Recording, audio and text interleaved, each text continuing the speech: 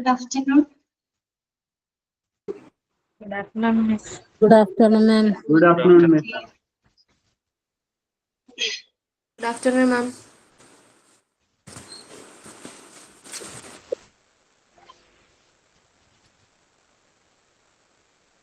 എല്ലാവരും ഊണൊക്കെ കഴിച്ചോ? ഫുഡ് കഴിച്ചോ എല്ലാവരും? Yes, ma'am. കഴിച്ചു. ഫുഡ് കഴിച്ചു. കഴിച്ചല്ലേ?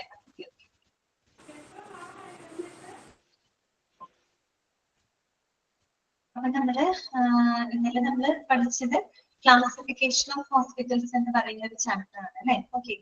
അപ്പൊ അതിന് നമ്മൾ 6 ഫാക്ടേഴ്സിനെ ബേസ് ചെയ്തിട്ട് നമ്മൾ ഹോസ്പിറ്റലിന്റെ ക്ലാസിഫിക്കേഷൻ ആണ് പഠിച്ചുകൊണ്ടിരിക്കുന്നത്. 2 ഫാക്ടേഴ്സുകൾ നമ്മൾ ഇന്നലെ ഡിസ്കസ് ചെയ്തിരുന്നു അല്ലെ? ഏതൊക്കെയായിരുന്നു?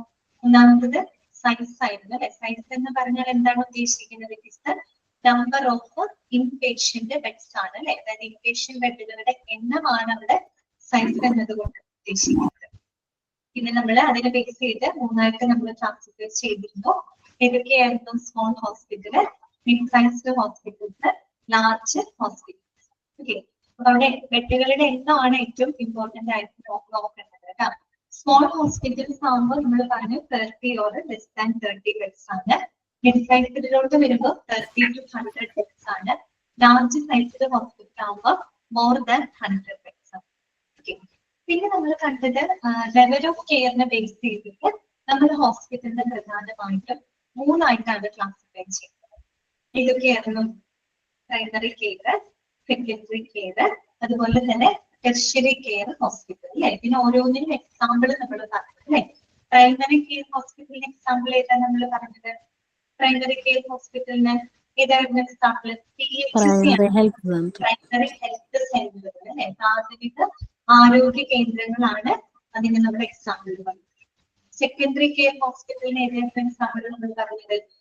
Community hospital, community health centre, divisional district hospital. Correct ആണ് കേട്ടോ. കറക്റ്റ് ആണ് കേട്ടോ. ഓക്കെ. പിന്നെ നമ്മൾ പറഞ്ഞത് ടെർഷ്യറി കെയർ ഹോസ്പിറ്റൽ ആണ്. അതിന് എക്സാമ്പിൾ ഏതാണ്? മെഡിക്കൽ കോളേജ് ആണ് അല്ലെ? എല്ലാം നമ്മൾ ഗവൺമെന്റ് സിസ്റ്റത്തിലൂടെയുള്ള എക്സാമ്പിളുകളാണ് നമ്മൾ നോക്കി കാണുന്നത് കേട്ടോ. ഓക്കെ. ഇതുവരെയാണ് ഇന്നത്തെ ക്ലാസ്സിൽ നമ്മൾ ഡിസ്കസ് ചെയ്യുന്നത്. മനസ്സിലായ ഇത്രയും ഭാഗങ്ങള്? ഓക്കെ ആണോ? ഇത്രയും ഭാഗങ്ങൾ ക്ലിയർ അല്ലേ നിങ്ങൾക്ക്? ഓക്കെ. അപ്പൊ അതിന് നമുക്ക് ഇന്നത്തെ ക്ലാസ് കണ്ടിന്യൂ ചെയ്യാം കേട്ടോ. ഓൺമ്യൂട്ട് ചെയ്യാം കേട്ടോ.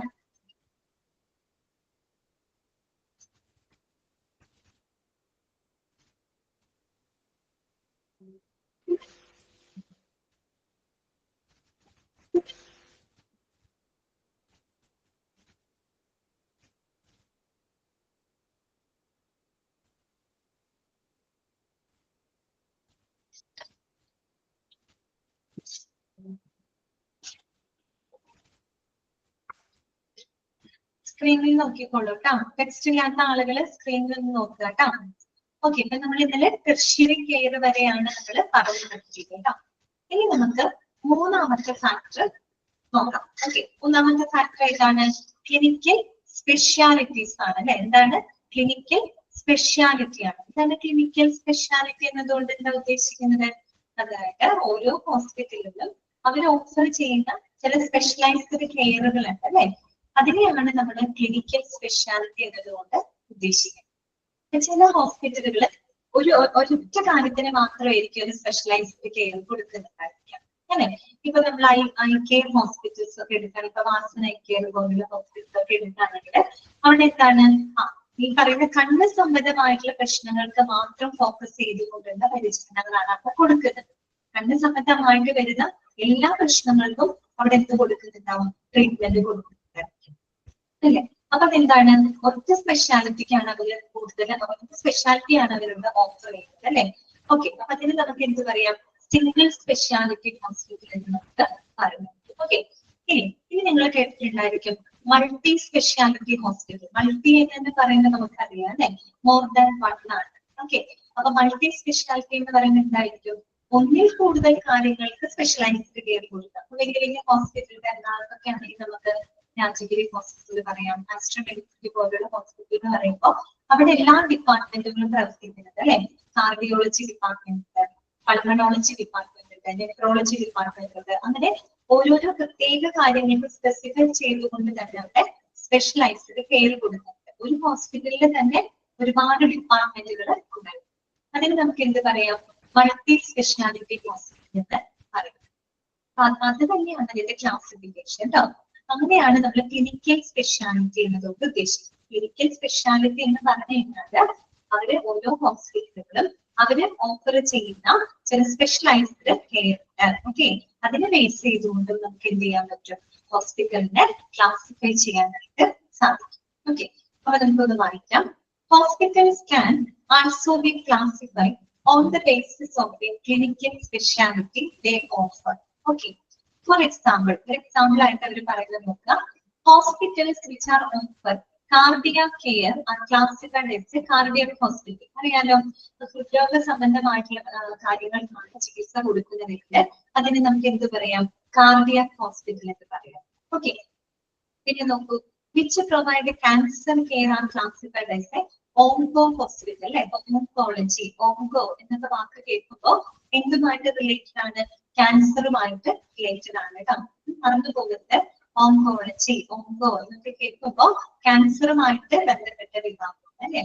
അപ്പൊ ക്യാൻസർ സംബന്ധമായിട്ടുള്ള ചികിത്സകൾക്ക് പ്രത്യേക ട്രീറ്റ്മെന്റുകൾ, പരിചരണങ്ങളൊക്കെ കൊടുക്കുന്ന ഹോസ്പിറ്റലുകൾക്ക് എന്ത് പറയാം? ഓങ്കോ ഹോസ്പിറ്റൽ എന്ന് പറയാം. ഓക്കെ, അപ്പൊ നോക്കൂ. ഈ hospital can offer one or more specialty നേരിൽ single speciality or multi speciality hospital. അതാണ് അതിന്റെ ക്ലാസിഫിക്കേഷൻ കേട്ടോ. അപ്പൊ നമ്മൾ ക്ലിനിക്കൽ സ്പെഷ്യാലിറ്റിനെ ബേസ് ചെയ്തിട്ട് എങ്ങനെയാണ് നമ്മൾ ഹോസ്പിറ്റലിനെ ക്ലാസിഫൈ ചെയ്യുന്നത്? രണ്ടായിട്ടാണ്. ഇതൊക്കെയാണ് സിംഗിൾ സ്പെഷ്യാലിറ്റി ഹോസ്പിറ്റലും മൾട്ടി സ്പെഷ്യാലിറ്റി ഹോസ്പിറ്റലും. ഇത് സിംഗിൾ സ്പെഷ്യാലിറ്റിക്ക് എക്സാമ്പിൾ ഒക്കെ പറയുന്നത് കണ്ണാശുപത്രികളൊക്കെ നമുക്ക് പറയാം. ഓക്കെ, അവിടെ എന്ത് പറയുമ്പോൾ കണ്ണ് സംബന്ധമായിട്ടുള്ള എല്ലാവിധ പ്രശ്നങ്ങൾക്കും ട്രീറ്റ്മെന്റ് കൊടുക്കുന്ന ഹോസ്പിറ്റൽ ആയിരിക്കും അല്ലെ. സിംഗിൾ സ്പെഷ്യാലിറ്റി ആണ് അല്ലെ. ഓക്കെ, പിന്നെ മൾട്ടി സ്പെഷ്യാലിറ്റി എന്ന് പറയുന്നത് എന്താണ്? ഒന്നിലേറെ കാര്യങ്ങൾക്ക് സ്പെഷ്യലൈസ്ഡ് കെയർ അവിടെ കൊടുക്കുന്നുണ്ട്. അവിടെ ഒരു കാർഡിയോളജി ഡിപ്പാർട്ട്മെന്റ് ഉണ്ടായിരിക്കും, ചിലപ്പോൾ ഒരു ഓങ്കോളജി ഡിപ്പാർട്ട്മെന്റ് ഉണ്ടായിരിക്കും, നെഫ്രോളജി ഡിപ്പാർട്ട്മെന്റ് ഉണ്ടായിരിക്കും, പൾമണോളജി ഡിപ്പാർട്ട്മെന്റ് ഉണ്ടായിരിക്കും. അങ്ങനെ പല പല കാര്യങ്ങൾക്ക് സ്പെഷ്യലൈസ്ഡ് കെയർ കൊടുക്കുന്ന ഡിഫറെന്റ് ഡിപ്പാർട്ട്മെന്റ്സുകൾ അടങ്ങുന്നതാണ് മൾട്ടി സ്പെഷ്യാലിറ്റി ഹോസ്പിറ്റൽ എന്ന് പറയുന്നത് കേട്ടോ. ഓക്കെ, ഇത്രയുള്ള മനസ്സിലാക്കുന്നവരൊന്നുമില്ല കേട്ടോ. ഇനി നോക്കാം. Also depending upon the speciality that A hospital offers, the type of resources and it's organisation is determined കേട്ടോ. അതൊരു ഇമ്പോർട്ടന്റ് ആയിട്ടൊരു ഫാക്ട് ആണ് അവിടെ പറഞ്ഞത്. ഇതൊന്ന് അണ്ടർലൈൻ ചെയ്ത് വെച്ചോളൂ കേട്ടോ. അതായത് ഓരോ ഹോസ്പിറ്റലിലും അവർ ഓഫർ ചെയ്യുന്ന സ്പെഷ്യാലിറ്റി എന്താണോ അതിനനുസരിച്ച് കൊണ്ടാണ് ആ ഒരു ഹോസ്പിറ്റലിന്റെ റിസോഴ്സുകൾ, ഓർഗനൈസേഷനൊക്കെ നമ്മൾ നിർണ്ണയിക്കുന്നത്. എന്താണ് അവിടെ ഉദ്ദേശിക്കുന്നത്? എക്സാമ്പിൾ അവിടെ താഴെ പറഞ്ഞിട്ടുണ്ട്. For example, A cardiac hospital will need cath lab and A cardiac ICU. ഒരു കാർഡിയാക് ഹോസ്പിറ്റൽ ആണെങ്കിൽ ആ ഹോസ്പിറ്റലിന് എന്തൊക്കെ റിസോഴ്സുകൾ ഉണ്ടായിരിക്കണം? കത്തീറ്റർ ലാബുകൾ ഉണ്ടായിരിക്കണം. അതാണ് നമ്മൾ കാത്ത് ലാബ് എന്ന് പറയുന്നത് കേട്ടോ. കത്തീറ്റർ ലാബ് എന്ന് പറഞ്ഞാൽ എന്താണ്? നമ്മളിപ്പോ ആൻജിയോപ്ലാസ്റ്റി, ആൻജിയോഗ്രാം അങ്ങനെയുള്ള പ്രൊസീജിയറുകളൊക്കെ ചെയ്യില്ലേ നമ്മള്? ഹൃദയ സംബന്ധമായിട്ട് പ്രശ്നമുള്ള ആളുകൾക്ക് അങ്ങനെ ചെയ്യുന്ന ആ ഒരു ലാബാണ് കേട്ടോ കത്തീറ്റർ ലാബ് എന്നാണ് പറയുന്നത്. കാത്ത് ലാബ് ചുറ്റിയിട്ട് നമ്മള് കാത്ത് ലാബ് എന്നാണ് പറയുന്നത് കേട്ടോ. അപ്പൊ കാത്ത് ലാബും അതുപോലെ തന്നെ കാർഡിയാക് ഇന്റൻസീവ് കെയർ യൂണിറ്റും ഉണ്ടായിരിക്കും. Onco hospital. ഓങ്കോ ഹോസ്പിറ്റൽ എന്ന് പറയുന്നത് എന്താണ്? ക്യാൻസർ സംബന്ധമായിട്ടുള്ള പ്രശ്നങ്ങൾക്കാണ് അവിടെ സ്പെഷ്യലൈസ്ഡ് കെയർ കൊടുക്കുന്നത്. അപ്പൊ അങ്ങനെയുള്ള ഹോസ്പിറ്റലിന്റെ എന്ത് റിസോഴ്സുകൾ മസ്റ്റായിട്ട് ഉണ്ടായിരിക്കണം? It will require the radiation therapy അല്ലെ. നമുക്കറിയാം ക്യാൻസറിന്റെ ട്രീറ്റ്മെന്റിനാണ് അല്ലെ റേഡിയേഷൻ തെറാപ്പി, കീമോതെറാപ്പി ഒക്കെ നമ്മൾ കൊടുക്കുന്നുണ്ട്. അത്തരത്തിലുള്ള റേഡിയേഷൻ തെറാപ്പി യൂണിറ്റുകൾ ആ ഒരു ഹോസ്പിറ്റലിൽ ഉണ്ടായിരിക്കണം. ചുരുക്കി പറഞ്ഞു കഴിഞ്ഞാല് ഓരോ ഹോസ്പിറ്റലും അവർ ഓഫർ ചെയ്യുന്ന സ്പെഷ്യാലിറ്റി എന്താണോ അതിനനുസരിച്ച് കൊണ്ടാണ് എന്ത് ചെയ്യുന്നത്? ഈ പറയുന്ന അവിടുത്തെ റിസോഴ്സുകൾ ആ ഒരു ഓർഗനൈസേഷനൊക്കെ നിർണ്ണയിക്കുന്നത് അല്ലെ. ഒരു കത്തീറ്റർ ലാബും ഒരു കാർഡിയാക് ഐസിയു ഉണ്ടെങ്കിൽ ഒരു കാർഡിയാക് ഹോസ്പിറ്റലോട് പ്രവർത്തിക്കാൻ പറ്റുള്ളൂ അല്ലെ. ഒരു ഓങ്കോ ഹോസ്പിറ്റലിൽ കൊണ്ട് കാത്ത് ലാബ് വെച്ചിട്ട് കാര്യമുണ്ടോ? ഇല്ല. അവർക്ക് വേണ്ട റിസോഴ്സ് എന്താണ്? റേഡിയേഷൻ തെറാപ്പി യൂണിറ്റുകളാണ് അവർക്ക് ആവശ്യമായിട്ട് വരുന്നത് കേട്ടോ. ഓക്കെ, അത്രയുള്ള നമുക്ക് മനസ്സിലാക്കാം. എന്താണ് നമ്മൾ പറഞ്ഞത്? ക്ലിനിക്കൽ സ്പെഷ്യാലിറ്റിനെ ബേസ് ചെയ്തുകൊണ്ട് നമ്മുടെ ഹോസ്പിറ്റലിനെ പ്രധാനമായിട്ടും രണ്ടായിട്ടാണ് ക്ലാസിഫൈ ചെയ്തത്. ഇതൊക്കെയാണ് സിംഗിൾ സ്പെഷ്യാലിറ്റി ഹോസ്പിറ്റലും മൾട്ടി സ്പെഷ്യാലിറ്റി ഹോസ്പിറ്റൽ. പിന്നെ ഓരോ ഹോസ്പിറ്റലും അവർ ഓഫർ ചെയ്യുന്ന സ്പെഷ്യാലിറ്റിക്ക് അനുസരിച്ച് കൊണ്ടാണ് ആ ഒരു ഹോസ്പിറ്റലിന്റെ റിസോഴ്സുകളും അതുപോലെ തന്നെ അവിടുത്തെ ഓർഗനൈസേഷനൊക്കെ നിശ്ചയിക്കുന്നത്. ഓക്കെ, മനസ്സിലായോ പറഞ്ഞത്? ക്ലിയർ ആണോ? ഓക്കെ അല്ലേ?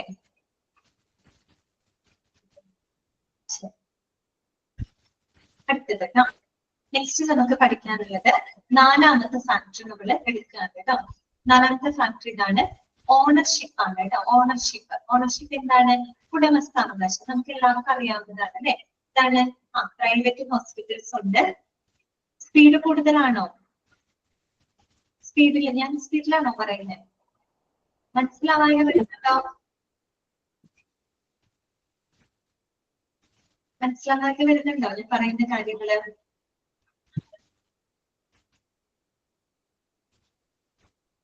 ഓക്കെ, സ്പീഡ് നോക്കാം കേട്ടോ.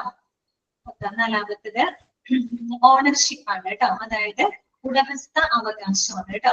ഉടമസ്ഥ അവകാശത്തിനെ ബേസ് ചെയ്തുകൊണ്ട് നമ്മൾക്ക് എന്താണ് ഇങ്ങനെ നമ്മള് അതിനെ ക്ലാസിഫൈ ചെയ്യുന്നത്. ഗവൺമെന്റ് ഹോസ്പിറ്റൽസ് ഉണ്ട്, അതോടൊപ്പം തന്നെ പ്രൈവറ്റ് ഹോസ്പിറ്റൽസ് ഉണ്ട്. അത് തന്നെയാണ് അതിന്റെ ക്ലാസിഫിക്കേഷൻ. ഓക്കെ, ഗവൺമെന്റ് ഉടമസ്ഥതയിലുള്ള ഹോസ്പിറ്റലുകളുണ്ട്, അതുപോലെ തന്നെ പ്രൈവറ്റ് ഹോസ്പിറ്റലുകളുണ്ട്. ഇത് കുറച്ച് ഇമ്പോർട്ടന്റ് ആണ് കേട്ടോ. ഈ ഒരു ഭാഗം ഇമ്പോർട്ടന്റ് ആണ്. കാര്യം ഇവിടെ കുറെ എക്സാമ്പിളുകൾ പറയുന്നുണ്ട്. അത് നിങ്ങൾ പ്രത്യേകം നോട്ട് ചെയ്ത് തന്നെയാണ്. അതിൽ കുറെ ക്വസ്റ്റ്യൻസ് ഒക്കെ വന്നിട്ടുണ്ട്. അപ്പൊ അത് നോക്കാം കേട്ടോ.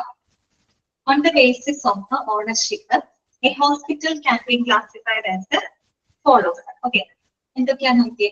ഒന്നാമത്തത് പബ്ലിക് ഹോസ്പിറ്റൽ ആണ് അല്ലെ. രണ്ടാമത്തെ എന്താണ്? Private hospitals. നമുക്ക് ആദ്യം പബ്ലിക് ഹോസ്പിറ്റൽ എന്താ നോക്കാം. ഒരു മിനിറ്റ് അതിന്റെ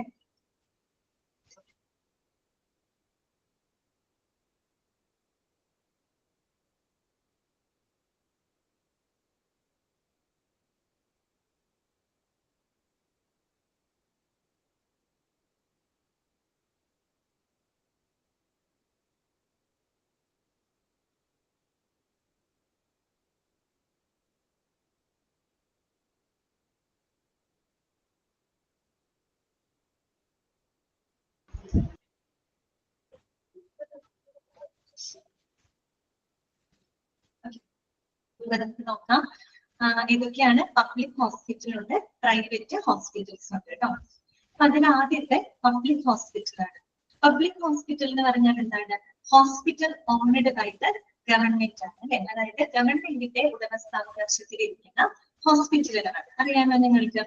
അതിനകത്ത് തന്നെ നമുക്ക് സെൻട്രൽ ഗവൺമെന്റ് ഹോസ്പിറ്റൽസ് ഉണ്ട് അല്ലെ. കേന്ദ്ര സർക്കാർ ആശുപത്രികളുണ്ട്, സ്റ്റേറ്റ് ഗവൺമെന്റ് ഹോസ്പിറ്റൽ ഉണ്ട് അല്ലെ, സംസ്ഥാന സർക്കാർ ആശുപത്രികളുണ്ട്. പിന്നെ അതിന് കൂടാതെ നമ്മുടെ ജില്ലാ ഭരണകൂടത്തിന്റെ കീഴിലുള്ള ഹോസ്പിറ്റലുകളുമുണ്ട്. പിന്നെ പൊതുമേഖലാ ഹോസ്പിറ്റലുകളുണ്ട്. ഇതെല്ലാം വരുന്നത് എന്തിന്റെ കീഴിലാണ്?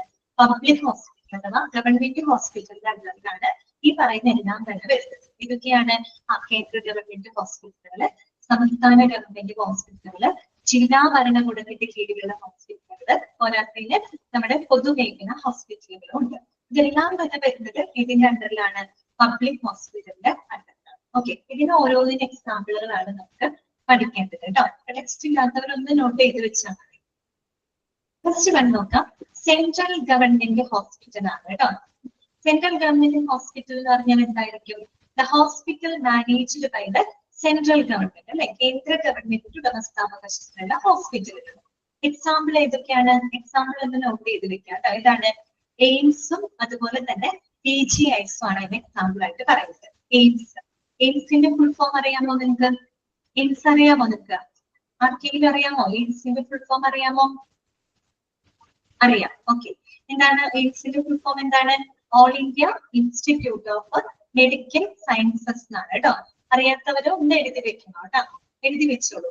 ഓൾ ഇന്ത്യ എയിംസിന്റെ ഫുൾ ഫോം ആണ് പറയുന്നത് കേട്ടോ. എയിംസ് എന്താണ്? All India institute of institute കേട്ടോ. INSTITUTE institute of medical sciences കേട്ടോ. മെഡിക്കൽ സയൻസസ് SCIENCES കേട്ടോ. സയൻസ് കിട്ടിയോ നിങ്ങൾക്ക്? മിക്കവർക്ക് അറിയുന്നതായിരിക്കും, അറിയാത്തവരുണ്ടെങ്കിൽ മാത്രം എഴുതി വെക്കുക കേട്ടോ. All India institute of medical sciences കേട്ടോ. ഓക്കെ, പിന്നെ അടുത്തത് ഏതാണ്? PGIs ആണ്. പെച്ചിമർ എന്നൊക്കെയാണ് നമ്മൾ പൊതുവെ പറയുന്നത്. പെച്ചിമർ PGI എന്ന് പറഞ്ഞാൽ പോസ്റ്റ് ഗ്രാജുവേറ്റ് ഇൻസ്റ്റിറ്റ്യൂട്ട് കേട്ടോ.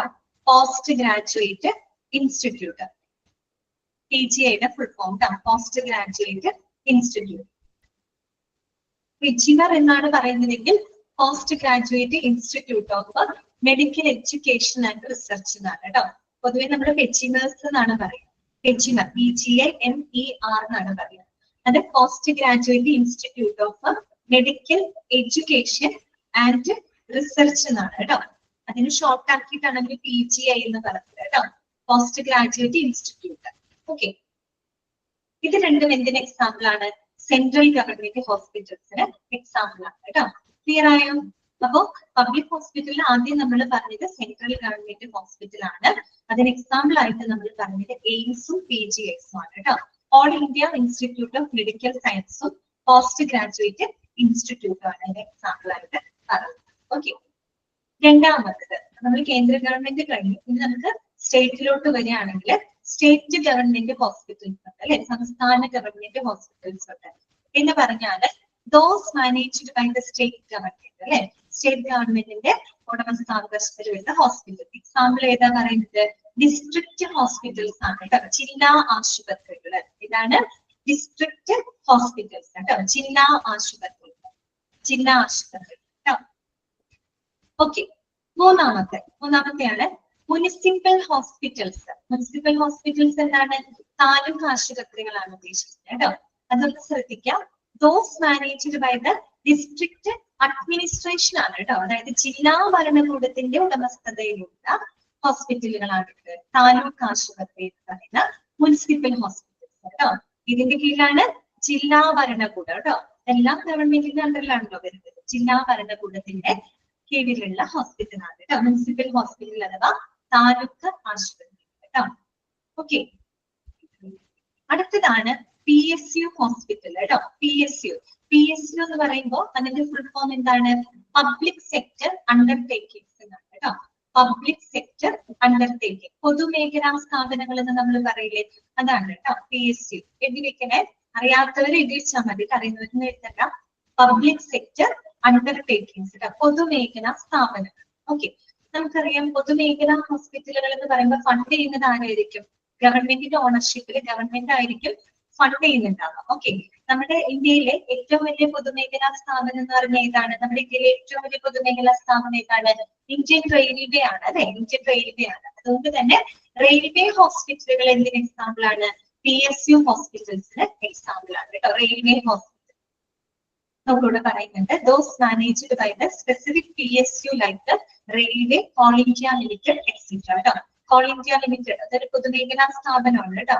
പിന്നെ റെയിൽവേ ഹോസ്പിറ്റൽ അപ്പൊ നമ്മുടെ എറണാകുളത്തൊക്കെ ആണെങ്കിൽ റീച്ച് ചെയ്ത റെയിൽവേ ഹോസ്പിറ്റലുകളുണ്ട്.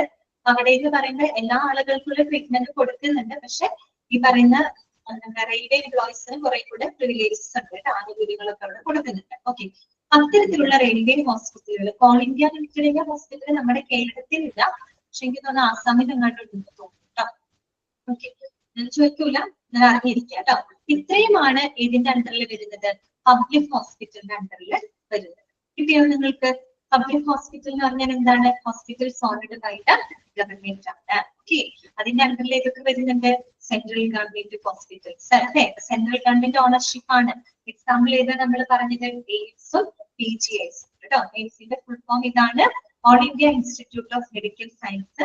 PGI എന്ന് പറഞ്ഞ പോസ്റ്റ് ഗ്രാജുവേറ്റ് ഇൻസ്റ്റിറ്റ്യൂട്ട്. ഓക്കെ, അടുത്ത് നമ്മൾ പറഞ്ഞത് സ്റ്റേറ്റ് ഗവൺമെന്റ് ഹോസ്പിറ്റൽ ആണ് അല്ലെ, സംസ്ഥാന സർക്കാരിന്റെ ഉടമസ്ഥതയിലുള്ള ഹോസ്പിറ്റൽ. എക്സാമ്പിൾ ഏതാ നമ്മൾ പറഞ്ഞത്? ഡിസ്ട്രിക്ട് ഹോസ്പിറ്റൽ ആണ് കേട്ടോ, ജില്ലാ ആശുപത്രികളാണ് എക്സാമ്പിൾ ആയിട്ട് പറയുന്നത്. ഓക്കെ, മൂന്നാമത് നമ്മൾ പറഞ്ഞത് മുനിസിപ്പൽ ഹോസ്പിറ്റൽസ് ആണ്, താലൂക്ക് ആശുപത്രികളാണ്. താലൂക്ക് ആശുപത്രികൾ ആരാണ് മാനേജ് ചെയ്യുന്നത്? ആരാണ്?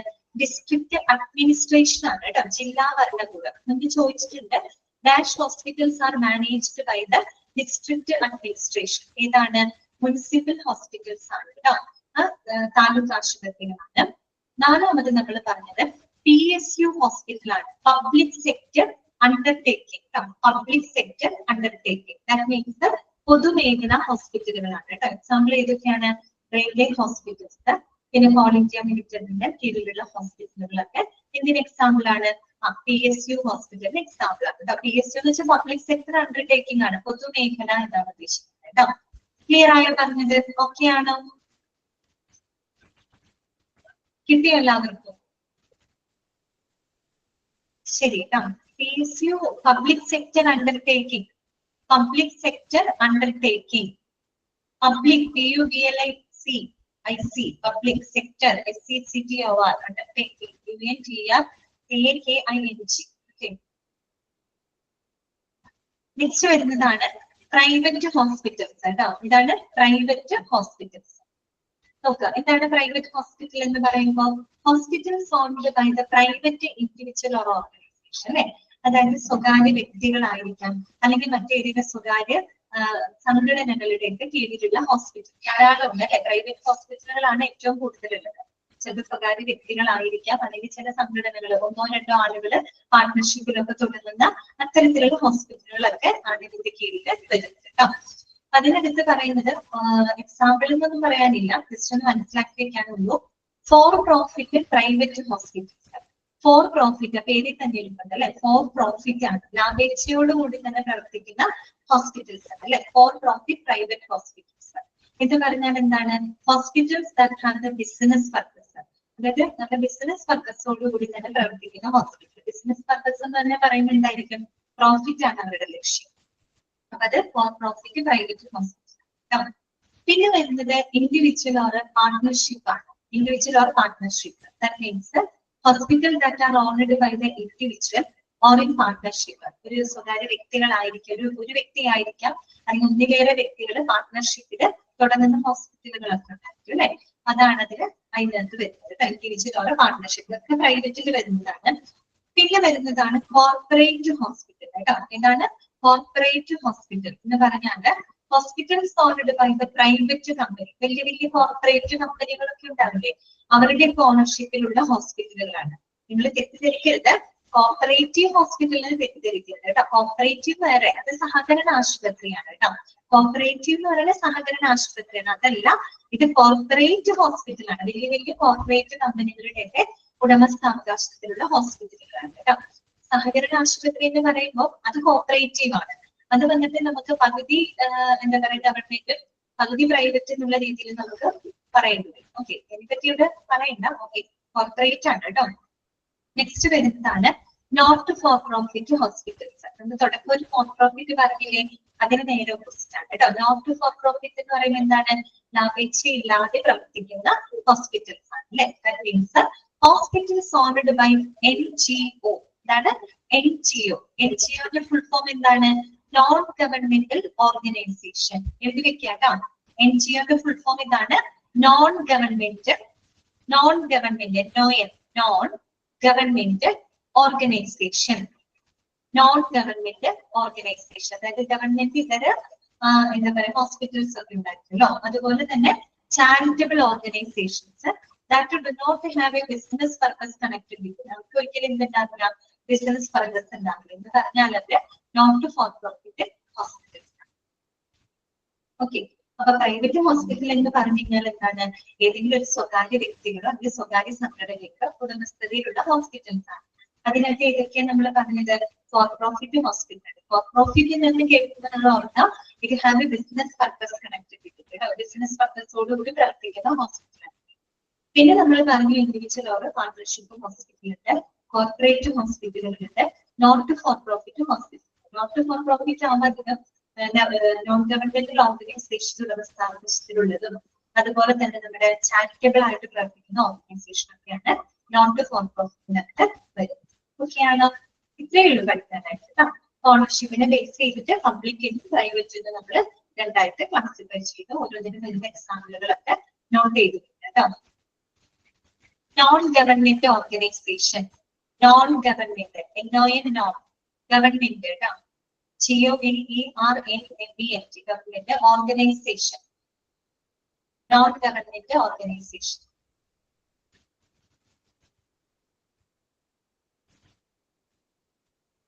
മനസ്സിലായല്ലോ? അടുത്തിലോട്ട് പോവാം.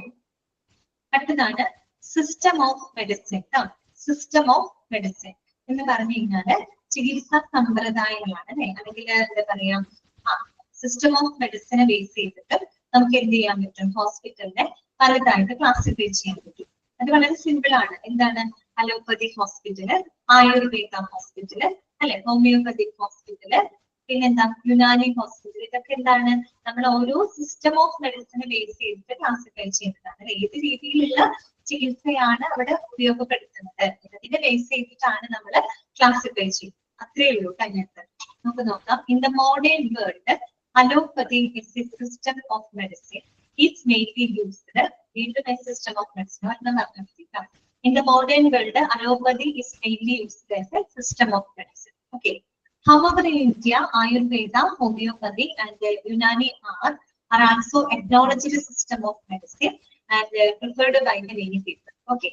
നമ്മുടെ കൂടുതൽ നോക്കുകയാണെങ്കിൽ മെജോറിറ്റി സിസ്റ്റം ഓഫ് മെഡിസിൻ എന്ന് പറയുന്നത് ഇത് തന്നെയാണ്, അലോപ്പതിക് മെഡിസിൻ ആണ് അല്ലെ. അലോപ്പതിയാണ് ആളുകൾ, ഇംഗ്ലീഷ് മെഡിസിൻ തന്നെയാണ് കൂടുതൽ ആളുകൾ ചെയ്തത് ഓപ്റ്റെയിൻ. പക്ഷെ നമ്മുടെ ഇന്ത്യയിലോട്ട് വരികയാണെങ്കിൽ മറ്റുള്ള രാജ്യങ്ങളുടെ പോലെയല്ല, നമ്മുടെ ഇന്ത്യയില് എല്ലാവിധ സിസ്റ്റം ഓഫ് മെഡിസിൻസും ഉണ്ട് കേട്ടോ. ഏതൊക്കെയാണ്? ആയുർവേദം ഉണ്ട്, ഹോമിയോപ്പതി ഉണ്ട്, യുനാനി ഉണ്ട് അല്ലെ. അങ്ങനെ എല്ലാ സിസ്റ്റം ഓഫ് മെഡിസിൻസും നിലവിലുണ്ട്. ആളുകൾ അത് എന്ത് ചെയ്യുന്നുണ്ട്, അതിന്റെ അത് ഉപയോഗപ്പെടുത്തുന്നുണ്ട് അല്ലെ. ഓക്കെ, അത് തന്നെയാണ് അതിന്റെ ക്ലാസിഫിക്കേഷൻ കേട്ടോ. Depending upon the prominent system of medicine hospitals can be class. എന്താണ് യുനാനി മീൻസ്? യുനാനി എന്ന് കേട്ടിട്ടില്ലേ? ഫസ്റ്റ് ടൈം ആണോ കേൾക്കുന്നത് യുനാനിയുടെ? യുനാനി എന്ന് പറയുന്നത് നമ്മുടെ ഗ്രീസിൽ നിന്നും വന്നിട്ടുള്ള എന്താണ്, ഒരു ഗ്രീസിൽ നിന്നും വന്നിട്ടുള്ള ഒരു സിസ്റ്റം ഓഫ് മെഡിസിൻ ആണ് കേട്ടോ യുനാനി എന്ന് പറയുന്നത്. യുനാനി മെഡിസിൻ ഓക്കെ, നമ്മുടെ ഗ്രീസിൽ നിന്നാണ് ഒറിജിനേറ്റ് ചെയ്ത് വന്നത്. ഈ ഗ്രീസിനെ അറബിയിൽ പറയുന്ന പേരാണ് യുനാനി. ശരിക്കും യുനാനി നമ്മൾ പൊതുവെ പറയുമ്പോൾ ഒരു മുസ്ലിം കൾച്ചറിൽ ഡെവലപ്പ് ചെയ്ത ഒരു സിസ്റ്റം ഓഫ് മെഡിസിൻ ആയിട്ടാണ് എല്ലാവരും പറയുന്നത്. സത്യത്തിൽ അത് ഒറിജിനേറ്റ് ചെയ്ത് വന്നത് ഗ്രീസിൽ നിന്നാണ് കേട്ടോ. പക്ഷെ അത് കൂടുതൽ പോപ്പുലറൈസ്ഡ് ആവുന്നത് ആരുടെ കാലഘട്ടത്തിലാണ്? ഈ പറയുന്ന അറബിക് കാലഘട്ടത്തിലാണ് കേട്ടോ. മുസ്ലിം കൾച്ചറിൽ ആ ഒരു ടൈം അറബിക് കാലഘട്ടത്തിലാണ് യുനാനി എന്ന് പറയുന്ന മെഡിസിൻ കൂടുതൽ പോപ്പുലറൈസ് ആവുന്നത് കേട്ടോ. ഓക്കെ, പിന്നെ പറയുന്നത് എന്താ വെച്ചാൽ depending upon the prominent system of medicine hospitals can be classified as homoeopathic hospital, Ayurveda hospital or Unani hospital കേട്ടോ.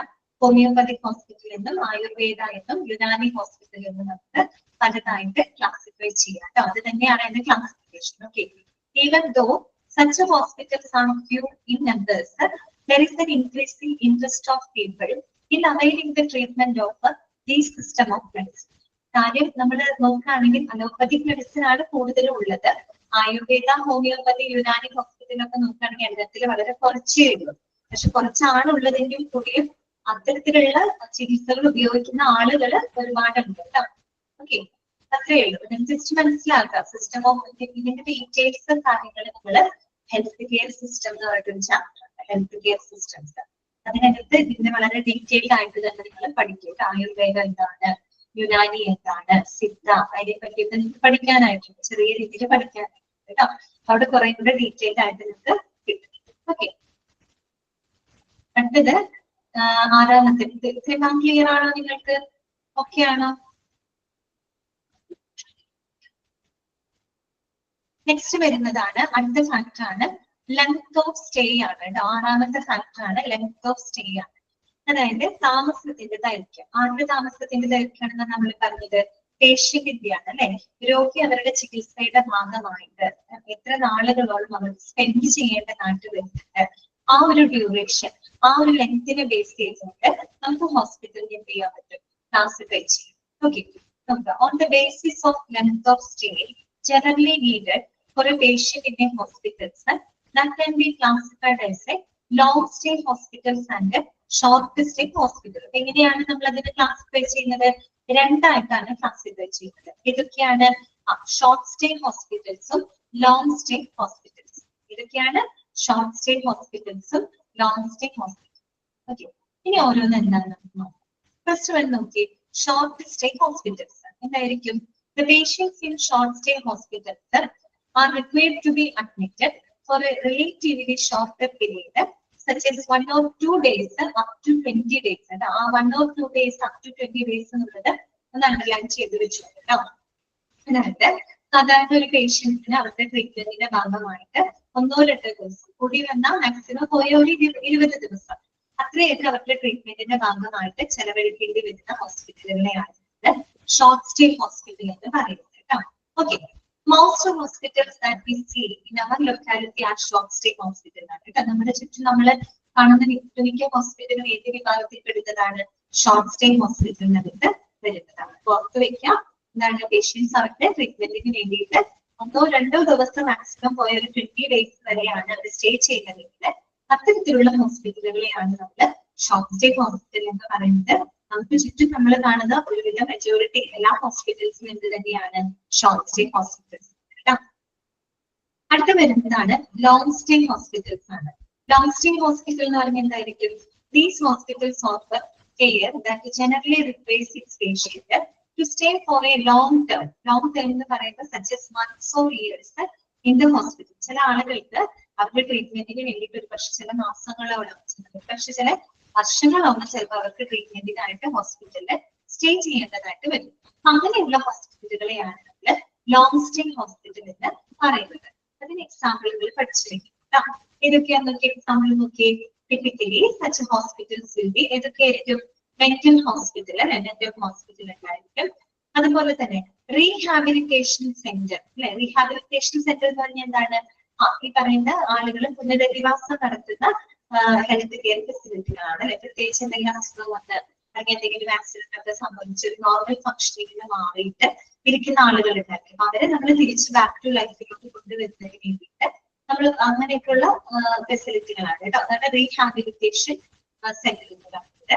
അതുപോലെ തന്നെ ജെറിയാട്രിക് കെയർ സെന്റർ. അതാണ് ജെറിയാട്രിക് എന്ന് പറഞ്ഞാല്. ജെറിയാട്രിക് കെയർ സെന്റർ എന്ന് പറഞ്ഞാല് അതായത് ഈ വയസ്സായിട്ടുള്ള ആളുകളിൽ അത് തന്നെ ഇത് കറക്റ്റ് ആണ് കേട്ടോ. ഓൾഡ് ഏജ് അത് തന്നെ.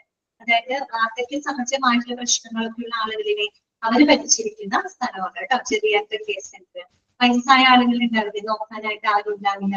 അസുഖങ്ങളൊക്കെ വന്നിട്ട് മക്കളൊന്നും ഉണ്ടാവില്ല, ചിലപ്പോൾ അടുത്തൊന്നും ഉണ്ടാവില്ല. അങ്ങനെയുള്ള ആളുകളെ ട്രീറ്റ്മെന്റ് ഒക്കെ കൊടുക്കുന്നതിന് വേണ്ടിയിട്ടാണ്, പ്രത്യേകിച്ച് വയസ്സായ ആളുകളാണ് കേട്ടോ, അവരെയാണ് നമ്മൾ ജെറിയാട്രിക് കെയർ സെന്ററിൽ നോക്കുന്നത്. പിന്നെ വരുന്നത് അറിയാവുന്ന നിങ്ങൾക്ക് പാലിയേറ്റീവ് കെയർ യൂണിറ്റ് അല്ലെ. പാലിയേറ്റീവ് കെയർ യൂണിറ്റ് ഇതൊക്കെ എന്തിന് എക്സാമ്പിൾ ആണ്? ലോങ് സ്റ്റേ ഹോസ്പിറ്റലിന്റെ എക്സാമ്പിൾ ആണ്. ഇതൊക്കെ നമ്മൾ പറഞ്ഞത് മെന്റൽ ഹോസ്പിറ്റല്, റീഹാബിലിറ്റേഷൻ സെന്ററുകള്, ജെറിയാട്രിക് കെയർ സെന്ററുകള്, പാലിയേറ്റീവ് കെയർ യൂണിറ്റ് ഇതൊക്കെ എന്തിന് എക്സാമ്പിൾ ആണ്? ലോങ് സ്റ്റേ ഹോസ്പിറ്റൽസിന് എക്സാമ്പിൾ ആണ് കേട്ടോ. ഓക്കെ, ഇനി നമ്മൾ നോക്കിയേ. Due to long-term residential needs, these hospitals are built in such a manner that gives it a feel of a home-like environment rather than a hospital. അറിയാലോ, നമുക്ക് ആർക്കായാലും ഹോസ്പിറ്റലിൽ പോയി കിടക്കാന്ന് പറഞ്ഞാൽ വലിയ രസമുള്ള കാര്യമാണ് അല്ലെ. അപ്പൊ ഒന്ന് ആലോചിച്ച് നോക്കി, മാസങ്ങളോളം വർഷങ്ങളോളം ഒക്കെ ട്രീറ്റ്മെന്റിനായിട്ട് എടുക്കുന്ന അല്ലെ, ട്രീറ്റ്മെന്റ് എടുക്കുന്ന പേഷ്യൻസ് ആണെങ്കിൽ അവർക്ക് ആ ഒരു ബുദ്ധിമുട്ട് ഒഴിവാക്കാനായിട്ട് ഒരുവിധം ഒരു ഹോം ലൈക്ക് എൻവയോൺമെന്റ് ഉണ്ടാകുന്ന രീതിയിലായിരിക്കും ഇത്തരം ഹോസ്പിറ്റലുകളൊക്കെ ബിൽഡ് ചെയ്യുന്നത്. അതിന് ഭയങ്കര അടുത്ത് തോന്നും അല്ലെ. നമുക്കായാലും ഒരു ഹോസ്പിറ്റലിലൊക്കെ പോകുമ്പോൾ നമുക്ക് എന്താ ഇഷ്ടം എന്നുള്ള കാര്യമല്ലോ. വേറെ നിവൃത്തിയില്ലാത്ത സിറ്റുവേഷനിലാണ് നമ്മൾ പോകുന്നത്. അപ്പോ മാസങ്ങളോളം വർഷങ്ങളോളം ഒക്കെ ട്രീറ്റ്മെന്റിന്റെ ഭാഗമായിട്ട് ചെലവിടുമ്പോൾ അവർക്കൊരു ബുദ്ധിമുട്ട് വരാതിരിക്കാൻ വേണ്ടിയിട്ട് ഏകദേശം ഒരു ഹോം ലൈക്ക് എൻവയോൺമെന്റ് ഉണ്ടാകുന്ന രീതിയിലായിരിക്കും ഇത്തരം ഹോസ്പിറ്റലുകൾ ബിൽഡ് ചെയ്യുന്നത്. ഇത്രയുള്ള ഒരു ചാപ്റ്ററിനകത്ത് പഠിക്കാനായിട്ട് സിമ്പിൾ ആയിട്ടുള്ള ഒരു ചാപ്റ്ററില്. അപ്പൊ എന്തൊക്കെ നമ്മൾ പറഞ്ഞത്? ക്ലാസിഫിക്കേഷൻ ആണ് നമ്മൾ പറഞ്ഞത് അല്ലെ. 6 ഫാക്ടേഴ്സിനെ ബേസ് ചെയ്തിട്ട് നമ്മൾ കണ്ടു. ഒന്ന് size, doctor, number of inpatient തന്നെ 3ആയിട്ട് ക്ലാസിഫൈ ചെയ്തു. രണ്ടാമത്തെ ലെവൽ ഓഫ് കെയർ ആണ്, അതിനെ ബേസ് ചെയ്തിട്ട് നമ്മൾ 3ആയിട്ട് ക്ലാസിഫൈ ചെയ്തു. 3ന്റെ എക്സാമ്പിളുകൾ പറഞ്ഞിട്ട് എല്ലാം നമ്മൾ ഗവൺമെന്റ് സിസ്റ്റത്തിലൂടെയുള്ള എക്സാമ്പിൾ ആണ് നോക്കിക്കാണുന്നത്. അതൊക്കെ അത് പ്രത്യേകം നോട്ട് ചെയ്തിട്ടുണ്ട്. പിന്നെ ക്ലിനിക്കൽ സ്പെഷ്യാലിറ്റിനെ ബേസ് ചെയ്തിട്ട് സിംഗിൾ സ്പെഷ്യാലിറ്റി എന്നും മൾട്ടി സ്പെഷ്യാലിറ്റി എന്നും നമ്മൾ 2ആയിട്ട് ക്ലാസിഫൈ ചെയ്തു. പിന്നെ വന്നത് ഓണർഷിപ്പ് ആണ് അല്ലെ. ഇപ്പൊ നമുക്ക് അവകാശത്തിനെ ബേസ് ചെയ്തിട്ട് പബ്ലിക് ഹോസ്പിറ്റലുണ്ട്, പ്രൈവറ്റ് ഹോസ്പിറ്റൽ അല്ലെ. പബ്ലിക്കിനകത്ത് തന്നെ central government, state government, district administration, PSC hospital. Okay, പ്രൈവറ്റിലാകുമ്പോൾ for profit, non for profit, corporative hospital, individual partnership hospital. പിന്നെ നമ്മൾ പറഞ്ഞത് സിസ്റ്റം ഓഫ് മെഡിസിൻസ് ആണ്. അതിനെ ബേസ് ചെയ്തുകൊണ്ട് അലോപ്പതി മെഡിസിൻ, അങ്ങനെ ആയുർവേദ, ഹോമിയോപ്പതി, യുനാനി അങ്ങനെ ക്ലാസിഫൈ ചെയ്തു. ലാസ്റ്റ് വന്ന് പറഞ്ഞത് ലെങ്ത് ഓഫ് സ്റ്റേ ആണ്. അതിനെ ബേസ് ചെയ്ത് ഷോർട്ട് സ്റ്റേ ഹോസ്പിറ്റലിൽ നിന്നും ലോങ് സ്റ്റേ ഹോസ്പിറ്റലിൽ നിന്നും തിരിച്ചു. അപ്പൊ ഷോർട്ട് ആകുമ്പോൾ 1-2 ദിവസം മാക്സിമം പോയ ഒരു 20 days ആണ് അത് സ്പെൻഡ് ചെയ്യുന്നതായിട്ട് വരുന്നത്. നമുക്ക് ഇഷ്ടമുള്ള ഒട്ടുമിക്കവാറും ഹോസ്പിറ്റൽ ഷോർട്ട് സ്റ്റേ ഹോസ്പിറ്റലാണ്. ലോങ് ആവുമ്പോൾ വർഷങ്ങൾ അല്ലെങ്കിൽ മാസങ്ങളോട് ട്രീറ്റ്മെന്റിന് എടുക്കുന്നുണ്ട്. Example mental hospital, palliative care unit, geriatric care സെന്ററുകൾ, റീഹാബിലിറ്റേഷൻ സെന്ററുകൾ. മനസ്സിലായോ? ക്ലിയർ ആയോ നമുക്ക്? ഓക്കെ അല്ലേ? എളുപ്പമുള്ള ചാപ്റ്റർ അല്ലേ? അങ്ങനെയാണെങ്കിൽ കുറച്ച് അബ്രീവിയേഷൻസ് പഠിക്കാനായിട്ടുണ്ട് കേട്ടോ. അബ്രീവിയേഷൻസ് അതും കൂടെ നമുക്ക് നോക്കാം. അബ്രീവിയേഷൻസ് എന്താണ് അബ്രീവിയേഷൻ എന്ന് പറഞ്ഞാൽ എന്താണ്? അബ്രീവിയേഷൻ എന്താ? ചുരുക്കെഴുത്തുകളാണ് അല്ലെ? ഓക്കെ നോക്കണ്ട, അതൊക്കെ കുറച്ചൊക്കെ നമ്മുടെ ഈ ചാപ്റ്ററിനകത്ത് വന്നതാണ്, ചിലതുണ്ട്. കേട്ടോ. PHC ഫസ്റ്റ് വൺ എന്താ? PHC പഠിച്ചതാണ് നമ്മൾ. എന്താണ്?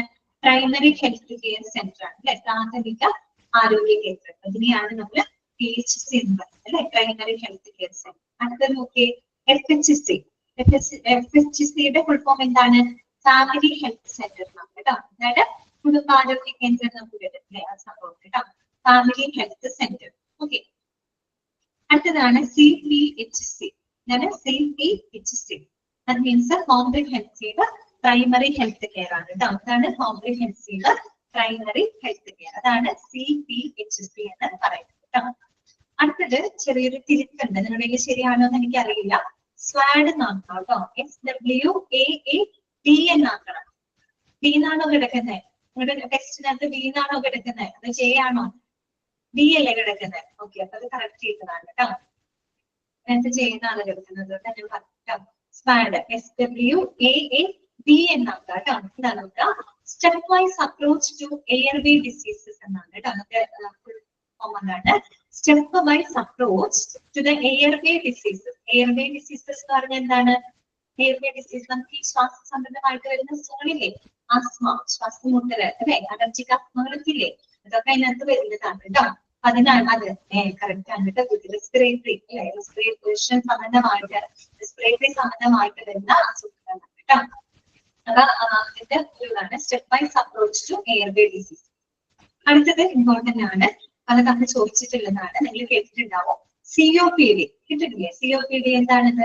ക്രോണിക് ഒബ്സ്ട്രക്റ്റീവ് പൾമണറി ഡിസീസ് എന്നാണ് കേട്ടോ. പഠിച്ചു വെക്കണം കേട്ടോ.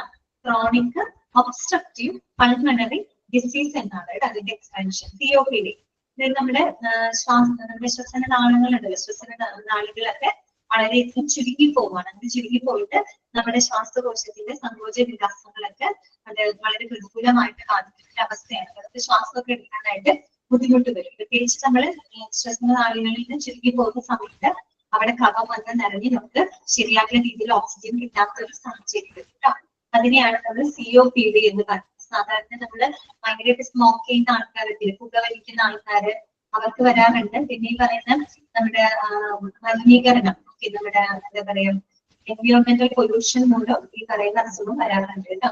COPD എന്ന് പറയുന്ന കുറച്ച് ഗുരുതരമായിട്ടുള്ള ഒരു അസുഖമാണ് കേട്ടോ. അത് ക്രോണിക് ഒബ്സ്ട്രക്റ്റീവ് പൾമണറി ഡിസീസ് ആണ്. പൾമണറി എന്ന വാക്ക് ഇതുമായിട്ട് ബന്ധപ്പെട്ടതാണ്, ലെങ്സ് ആണ് കേട്ടോ. ശ്വാസകോശവുമായിട്ട് ബന്ധപ്പെട്ട വാക്കാണ്. പൾമണോളജി എന്നൊക്കെ നിങ്ങൾ കേട്ടിട്ടുണ്ടായിരുന്നു. ഓക്കെ, ഇതാണ് കേട്ടോ COPD ഫുൾ ഫോം ചോദിച്ചിട്ടുണ്ട്. അടുത്തതാണ് ആശ. ASH ആശ. ആശാവർക്കർമാരെന്ന് നമ്മൾ പറയാറില്ലേ? അതെ, ആശ കേട്ടോ. എന്താണ് അതിന്റെ full form? Accredited social health activist എന്നാണ് കേട്ടോ. ഇതാണ് അക്രഡിറ്റഡ് സോഷ്യൽ ഹെൽത്ത് ആക്ടിവിസ്റ്റ് കേട്ടോ. പഠിച്ചു കഴിയണം കേട്ടോ. ആശാവർക്കർമാരല്ലേ? നമ്മുടെ നാട്ടിലില്ലേ ആശാവർക്കർമാരില്ലേ? അതെന്താ ചെയ്യുന്നേ?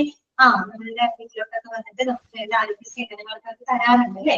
അതുപോലെ കുഞ്ഞു മക്കളൊക്കെ ഉള്ള വീടാണെങ്കിൽ, കുഞ്ഞു വാവുകളൊക്കെ ഉള്ള വീടാണെങ്കിൽ വാക്സിനേഷനെ മറ്റും കാര്യങ്ങളൊക്കെ നമ്മൾ വിളിച്ചറിയിച്ച് കറക്റ്റായിട്ട് ഓർമ്മപ്പെടുത്തുന്നൊക്കെ അവരാണ് അല്ലെ? ആശാവർക്കർമാരാണ്. ഓക്കെ, ആശയുടെ ഫുൾ ഫോം എന്താണ്? അക്രഡിറ്റഡ് സോഷ്യൽ ഹെൽത്ത് ആക്ടിവിസ്റ്റ് എന്നാണ് കേട്ടോ. ആശാവർക്കർമാരുടെ സമയത്ത് നടക്കുന്നില്ലേ സെക്രട്ടേറിയറ്റിന്റെ മുന്നില്? കണ്ടില്ലേ നിങ്ങൾ? വാർത്തയിൽ കണ്ടില്ലായിരുന്നോ? ശ്രദ്ധിച്ചോ നിങ്ങള്? അടുത്തതാണ് AWW കേട്ടോ. AWW എന്താണ്? അംഗൻവാടി വർക്കർ. എന്താണ്? അംഗൻവാടി വർക്കർ എന്നാണ് കേട്ടോ AWW. അടുത്തതാണ് WHSNC. ഇതാണ് WHSNC. എന്താണത്? Ward health sanitation and nutrition committee എന്നാണ് കേട്ടോ. ഇതാണ് ward health sanitation and nutrition committee എന്ന് പറഞ്ഞാല് നമ്മുടെ വീട്ടില്, നിങ്ങളുടെ നാട്ടിലൊക്കെ ഉണ്ടെന്ന് എനിക്കറിയില്ലത്, അതൊക്കെ ഉണ്ട്. നമ്മുടെ വീട്ടിലോട്ട് ഈ അയൺ ഗുളികയൊക്കെ ആയിട്ട് വരും. അതുപോലെ നമ്മുടെ കിണറ്റിലൊക്കെ ഒഴിക്കാനുള്ള ബ്ലീച്ചിങ് പൗഡർ ഒക്കെ ആയിട്ട് വരാറുണ്ട്. നമ്മളോട് വന്ന് പറയും ഇങ്ങനെ ഡയലൂട്ട് ചെയ്ത് കിണറ്റിലോ വെള്ളത്തിലൊക്കെ ഒഴിക്കാനായിട്ടൊക്കെ പറഞ്ഞ് അങ്ങനെ കുറച്ച് ആൾക്കാർ വരുന്നുണ്ട്. സാനിറ്റേഷന്റെ ഭാഗമായിട്ട് വരുന്നത് കേട്ടോ. വരാറുണ്ടോ നിങ്ങളുടെ? അതന്നെ അതെ, നമ്മള് അവരാണ് കേട്ടോ. അവർ ആശാവർക്കർമാരല്ല, പക്ഷെ നമ്മള് വാർഡിൽ നിന്ന് നമ്മുടെ ഹെൽത്ത് സെന്ററിൽ നിന്ന് പറഞ്ഞയക്കുന്ന ആളുകളാണ് കേട്ടോ. അപ്പൊ അവർ ഇങ്ങനെ ബ്ലീച്ചിങ് പൗഡർ ഇതൊക്കെ ആയിട്ട് വരും. നമ്മുടെ അടുത്ത് വന്ന് പറയില്ല, നമ്മുടെ കിണറ്റിലൊക്കെ ഇങ്ങനെ കരുത്തി ഒഴിക്കാനൊക്കെ അവർ പറയാറുണ്ട്. സാനിറ്റേഷന്റെ ഭാഗമായിട്ടാണ്. അതുപോലെ വല്ല വെള്ളം കെട്ടിക്കിടക്കുന്ന വല്ല പാത്രങ്ങളോ ചെടിയൊക്കെ ഉണ്ടെങ്കിൽ അവരുടെ പറയില്ലേ, അവിടെ കമത്തി കളയാനൊക്കെ ആയിട്ട് പറയും. കുട്ടികൾ അങ്ങനത്തെ സംഭവങ്ങളൊക്കെ നമുക്ക് കൊണ്ടുതരുന്നത് ഇവരായിരിക്കും. അതിനെയാണ് പറയുന്നത് ward health sanitation and nutrition committee. ഇതൊക്കെ ഒന്ന് വായിച്ചു വെക്കുക. ഇതിന്റെ COPD വളരെ ഇമ്പോർട്ടന്റ് ആണ് കേട്ടോ. ക്രോണിക് ഒബ്സ്ട്രക്റ്റീവ് പൾമണറി ഡിസീസ് അത് ഓർത്തിരിക്കണേ. ഇതോട് കൂടിയിട്ട് ഈ ചാപ്റ്റർ ഇവിടെ അവസാനിക്കാൻ കുഞ്ഞി ചാപ്റ്റർ ആയിരുന്നു. എളുപ്പമുള്ള ചാപ്റ്റർ അല്ലേ? നിങ്ങൾക്ക് എളുപ്പമല്ലേ പഠിക്കാനായിട്ട്? അറിയാവുന്ന കാര്യങ്ങളല്ലേ ഇതിനകത്ത് ഉള്ളത്?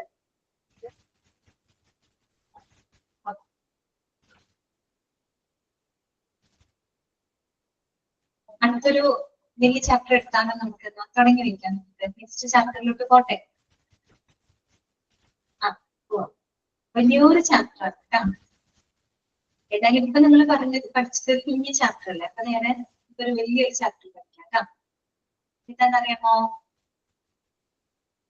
അഞ്ചാമത്തെ ചാപ്റ്റർ ആണ് ഡിഫറെന്റ് ഡിപ്പാർട്ട്മെന്റ്സ് ഇൻ ഹോസ്പിറ്റൽ. ഇതാണ് ഡിഫറെന്റ് ഞാൻ എടുക്കുന്ന ചാപ്റ്റേഴ്സ്. മൊഡ്യൂൾ 1 ക്ലാസിഫിക്കേഷൻ എടുത്തു കഴിഞ്ഞത് ഈ chapter different departments intensive care unit ICU intensive care unit. Module 2 ഞാൻ നോക്കാന്ന് പറഞ്ഞിട്ട് മറന്നുപോയി. ഞാൻ അടുത്ത ദിവസം പറഞ്ഞിട്ടുണ്ട്. മൊഡ്യൂൾ 2 3 4 ഞാൻ നോക്കി വെക്കാം. ഏതൊക്കെ ചാപ്റ്റേഴ്സ് ആണ് ഞാൻ പറഞ്ഞത് എനിക്ക് വെച്ചിട്ടുണ്ട്. ഞാൻ എടുത്തില്ല. ഓക്കെ, അടുത്ത എന്തായാലും പറഞ്ഞത് നിങ്ങൾ ചോദിച്ചപ്പോ ഞാൻ എനിക്ക് തരാനാണ് പറഞ്ഞത്. അടുത്ത ദിവസം മൊഡ്യൂൾ 1 ഈ ക്ലാസിഫിക്കേഷൻ ഡിപ്പാർട്ട്മെന്റ്സ്, പിന്നെ ഇതാണ് ICU intensive care unit. Okay, തുടങ്ങി വെക്കാം. Chapter number 5 different departments in A hospital. ഒരു ഹോസ്പിറ്റലിലെ ഡിപ്പാർട്ട്മെന്റ്സിനെ പറ്റിയിട്ടാണ് ഇനി നമ്മൾ പഠിക്കാൻ പോകുന്നത്. ഇതൊരു വലിയൊരു ചാപ്റ്റർ ആണ്. ഇത് വളരെ ഇമ്പോർട്ടന്റ് ആയിട്ടുള്ള ഒരു ചാപ്റ്റർ ആണ് കേട്ടോ. ഒരുപാട് ക്വസ്റ്റ്യൻസ് ഒക്കെ ഈ ഒരു ചാപ്റ്ററിനെ ബേസ് ചെയ്തിട്ട് വരാറുണ്ട്. അതുകൊണ്ട് ഒരു കാരണവശാലും ഈ ചാപ്റ്റർ നിങ്ങൾ സ്കിപ്പ് ചെയ്തിട്ട്. പിന്നെ വേറൊരു കാര്യം എന്താണെന്ന് വെച്ചാൽ ഈ ഒരു ചാപ്റ്റർ പഠിച്ചു കഴിയുമ്പോൾ നമുക്ക് ഏകദേശം ഒരു ഹോസ്പിറ്റലിൽ ഏതൊക്കെ ഡിപ്പാർട്ട്മെന്റുകളുണ്ട്, എന്തൊക്കെയായിട്ട് ഇത് ബന്ധപ്പെട്ടതാണ്, അങ്ങനെയുള്ള ഒരുപാട് കാര്യങ്ങളൊക്കെ നമുക്കൊരു ജനറൽ ഐഡിയ കിട്ടും. ഒരുപാട് ഡിപ്പാർട്ട്മെന്റ് നമുക്ക് പഠിക്കാനില്ല. ഓരോ ഡിപ്പാർട്ട്മെന്റും എന്തൊക്കെ കാര്യങ്ങളുമായിട്ട് ബന്ധപ്പെട്ടതാണ്, എന്തൊക്കെ ചികിത്സകളാണ് ഓരോ ഡിപ്പാർട്ട്മെന്റിനകത്ത് പ്രൊവൈഡ് ചെയ്യുന്നത്, അങ്ങനെയുള്ള കാര്യങ്ങളൊക്കെയാണ് ഈ ഒരു ചാപ്റ്ററിനകത്ത് നമ്മൾ പഠിക്കുന്നത്. വളരെ എളുപ്പമുള്ള ഒരു ചാപ്റ്റർ ആണ്, പക്ഷെ ഒരുപാട് ക്വസ്റ്റ്യൻസ് ഒക്കെ വരാറുണ്ട് കേട്ടോ. അപ്പോ നമുക്ക് തുടങ്ങി വയ്ക്കാം.